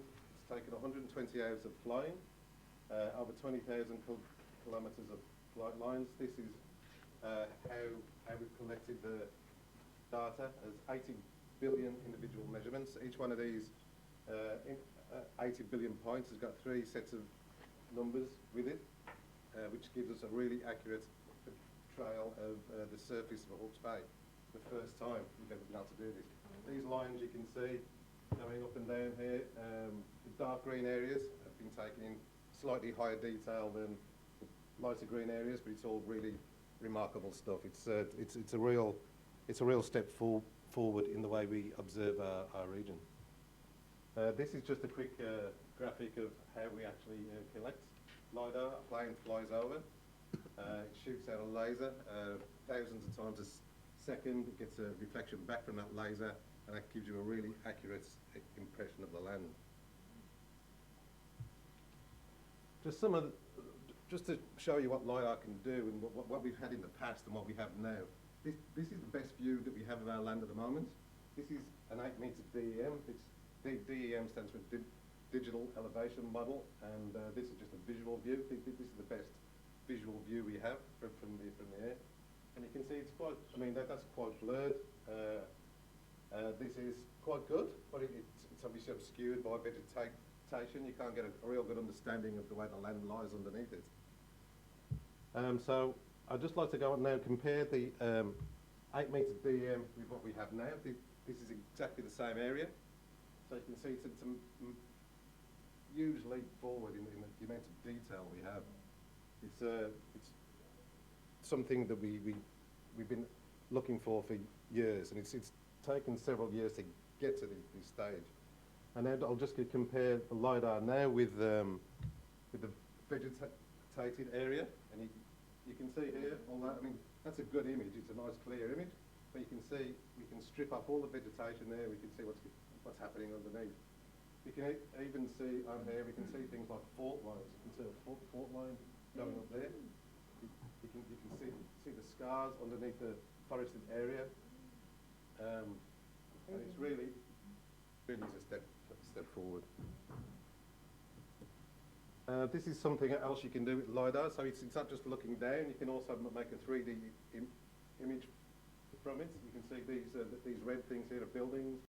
You can see the trees on here. You can identify what type of trees they are. Hopefully in the future we'll be able to calculate how much carbon there is in these trees. We can do all sorts of things with this information. And that's partly why we brought this to you today, so we can ask, we've come up with a host of ideas to use this, but we just want to run this by you to see what you prioritise, what you think is more important, and if you have any other ideas as well. This is something else. You can also look at the landing profile. This is a hillside, obviously. You can look down the side and you can see the trees there. And this one will be really important to us. This is in the past we've had to do all our modelling through along rivers through something called the REC, the River Environment Classification. And the REC is this blue line here, and it's just very angular. It's like because it was made for the whole country, so it's just straight lines. You can see now with LiDAR we'll be able to obviously streams don't move in straight lines all that often. So you can see the sinuous nature of the stream, and we can now fit our actual models to the actual stream length. So instead of having to work on these blue straight lines, these angular lines, we can actually map our riparian areas in a lot more detail than we ever have before. So it's great to have all these tools and have this brand new vision of the environment, but LiDAR is a lot more than just having a look from the sky down at the earth. It's comprised of, as I say, 80 billion sets of numbers, and what we need to really get the most from our LiDAR is to develop tools. We already have some tools from LiDAR that have been created. We have things like SEDNets, but we can really enhance these tools through this LiDAR that we have now. And so that's where we want your inputs. So far, we've sat down with Whenua and a team from Hawke's Bay Regional Council, including Perry and Ian and a few other people within the council, and we've come up with these ideas. We've got some handouts here that Melissa will talk about in a moment. So it's great to have the LiDAR, but we need these are all the things it can do. But we'd like your involvement as well and your advice. It's a bit hard to read, so we're going to hand out a handout of this. So with that in mind, it's been a long time coming to get the LiDAR. It's a fabulous tool. We're very lucky to have it. It's an expensive tool, so we want to make the most of it. So that's where we are now. And with that in mind, we're working with Whenua. So this is a proper partnership. It's Hawke's Bay Regional Council and the other councils in Hawke's Bay and Whenua. And yeah, so with that, I'll hand over to Melissa. Kia ora, Barry. Yeah, Tēnā koutou. Oh, Melissa. I whānau mai ahau Ingarangi. No Ingarangi, me Scotland, me Bermuda, toka whānau. No te whānau Robson ahau. Ko Melissa Robson-Williams, toka ingoa. Ko Roger Robson-Williams, toko tāne. Ke Otatahi aho e noho ana. Ke te mahi o ki Manaki Whenua. He environmental transdisciplinary scientist, toko mahi. Well done. Kia ora koutou. So as Barry's introduced, there's this opportunity, this project between Manaki Whenua and between Hawke's Bay Regional Council.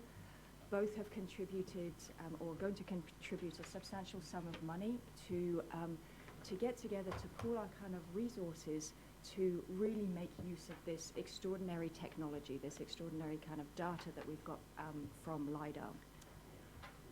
But to figure out what it is that we want to spend this money on, we wanted to do a scoping exercise to understand both from Manaki Whenua and from Hawke's Bay Regional Council, what are the opportunities? So what could we do with this thing? And as Barry said, it's not just about the data layer, it's actually about the tools that you can generate, that you can kind of use that data layer to improve. So we've done a couple of scopings. So we've done, we started an internal scoping, as Barry said, with Hawke's Bay Regional Council to understand what people already use it for and what they could use it for, what problems they could use, they could use LiDAR for to help them solve. And we've done a similar exercise within Manaki Whenua. Again, what people currently use it for and what they could, what research they could do with it, what problems could they solve. So this is what we've kind of grouped these ideas so far. You can see there's lots of management stuff in there. So lots of, there's water management, ecological management, thank you, farm management, forest management, hazard management. So there are lots of opportunities to use this in kind of broadly managing the environment. But there are other ones as well. There's opportunities for better understanding of urban areas, for better understanding and characterization of kind of soils and our landscapes.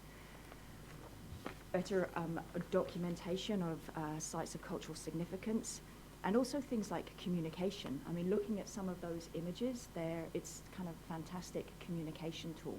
So there are lots of ideas so far. But what I'd really like to ask you is if you could imagine having that the kind of the resolution, that image of your Takiwā, so of your land, that kind of resolution of image, and with the vegetation and things like that on top. If you could imagine that, and imagine what could you do with that? So are there problems or opportunities that you can imagine that would help you, either problems that it might help you solve, or opportunities that it might help you take advantage of? Is there mātauranga Māori that you could build on images like that?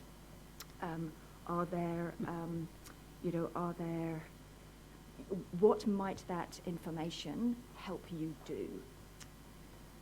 And so what we'd like you to do is I guess, two things. So one is to have a look at this little map and asterisk or underline things that you think would be helpful to you, and I am sure that we have missed things. So if there are other opportunities, problems, as I said, in mātauranga that you think you can build, could you make a note of those as well?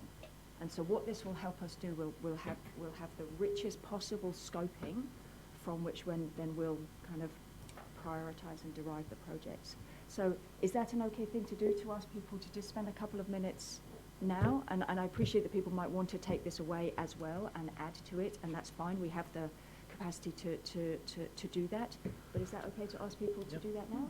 So here's a question. Any questions? And so when you're doing a scoping, I've seen the helicopter flying over with the big thing underneath, and it would have been droning. So just, and as an example, always good to give an example. So if we're ahu whenua blocks that are situated up, the top of the Mohaka, the top of the Ngararoro, obviously indigenous forests and that, and those trusts are managing that to the best of their capacity as a tool, would because your scoping, when you flew around the area, was it only within, I suppose, in the boundary areas? Because like you're saying, it's an awesome management tool when we're looking at what we do for those environments around the biodiversity and all that, to potentially identify, like, how much, as an example, how much mānuka or kanuka is on our whenua, what's indigenous growth rate of different species of indigenous trees and that. So getting that data, would we be able to pull that data from, if you're going through this exercise, from the regional, are we partnered up with regional council? I'm just wondering how we'd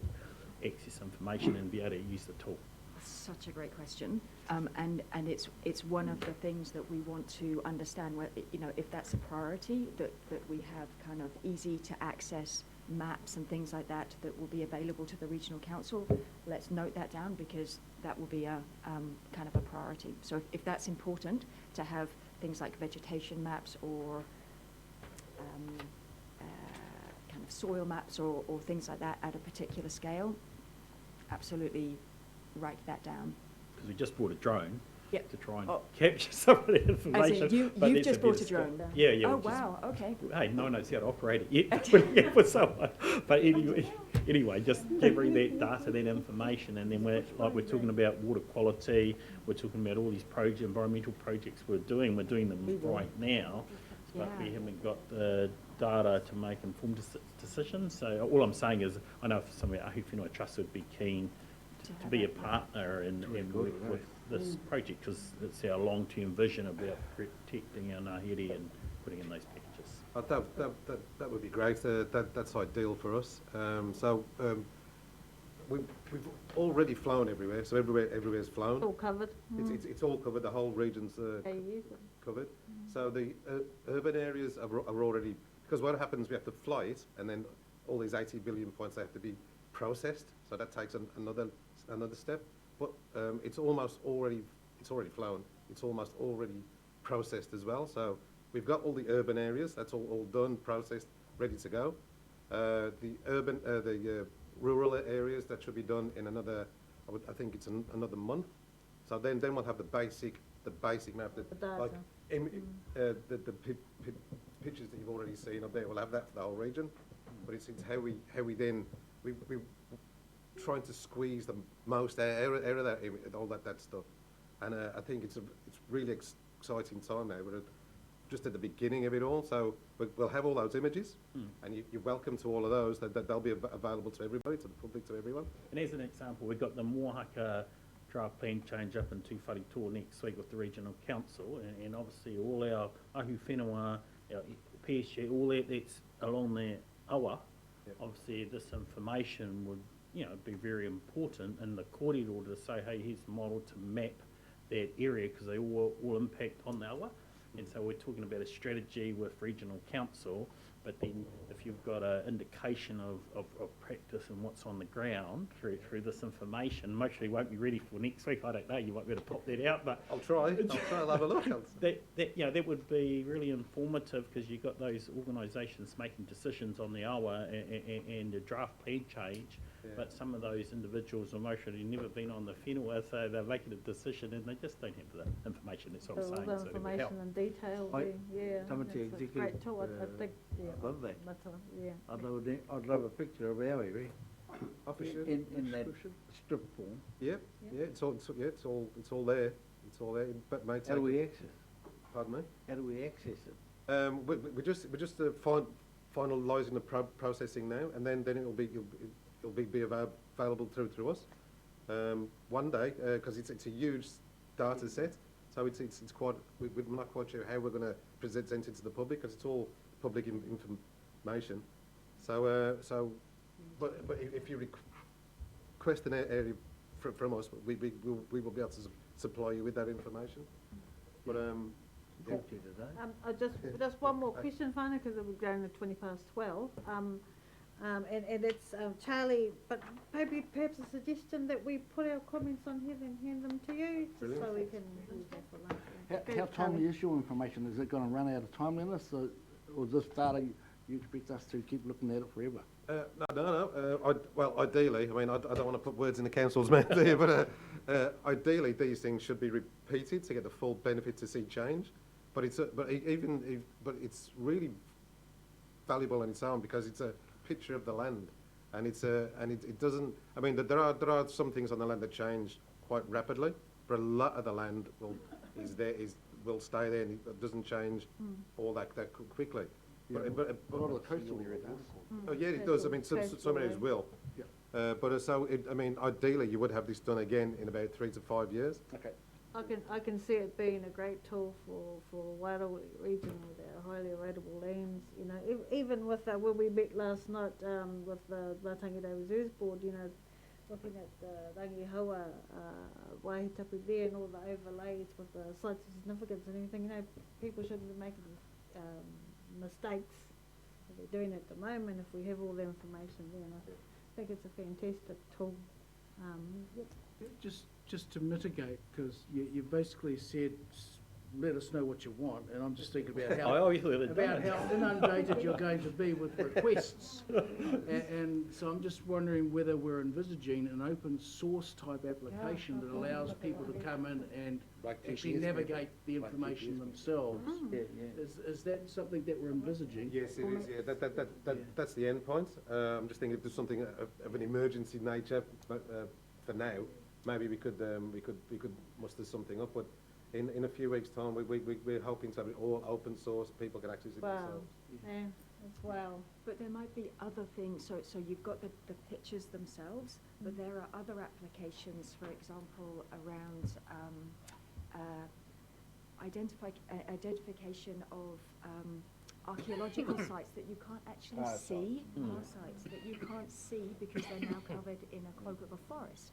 So are there things, yeah, exactly, there are other things about understanding how much carbon is sitting in a forest for carbon management or for understanding forest management. So there are tools that we can take this data and then use them to make some other decisions, make other decisions better. Water, how water is moving, the surface flows of water. So there are things like this that that you might think, yeah, this information would really help us do this better or do this better, and that's. So should it be part of the consent process when people are putting applications, because obviously the costs and regional council are looking at costs, but would that form a tool for submitters when they're putting an application to go through this process to bring that up? Do you think to pay for it? I don't know, I know it's a cost, and how you pay for your, or how's the regional council going to pay? I don't know. So, talking about consenting and regional council funding is a topic I'm going to stay right away from because I can, because I'm coming from the South Island. I think, so this is going to be available for us to just access, so it's. The information will, but there Publicly might be available. other things that you want us to work on because they're really important. No, that's it. It's awesome. Thank you. I just think we need to take our break. But Whānau, put your comments on here so we can get to that. And Chair, can we put a time frame on that and a coordinating point for their receipt? by the end of this hui. Oh, Right, have a look while you're having your kai. Yes, yeah. Thank you so much. Give it to Anna, if you can give it to Annalie before you leave Whānau, and she'll pass it on to the staff. Be great, Thank you so much. Thank you. Thanks very much. Thanks, Barry. Thanks, Melissa. And we can, we'll just need to receive that report. Someone can I'll move. pass LiDAR tools department. Who was it? Matua Paura. Yeah, I'll second it. Seconded by Peter. All in favour say aye. Aye. Against. Aye. Carried. Are you ready? Oh, go and check. Zoom. Oh, aroha mai the Māori engagement and public consultation. But item 11. We'll wait till after. No, I'm happy. I just took the call on. Peter, sorry, I don't run a bit late. Got so many interesting items today, so so Matua will be able to whakapuni. Oh, that's our fine. Good uncle.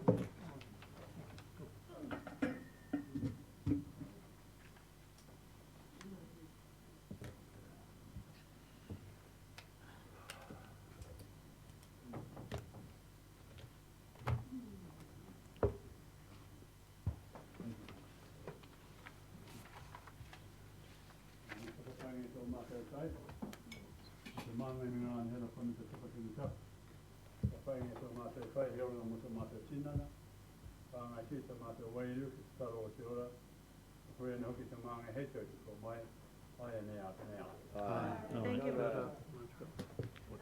See you back at 30 minutes. 10 to.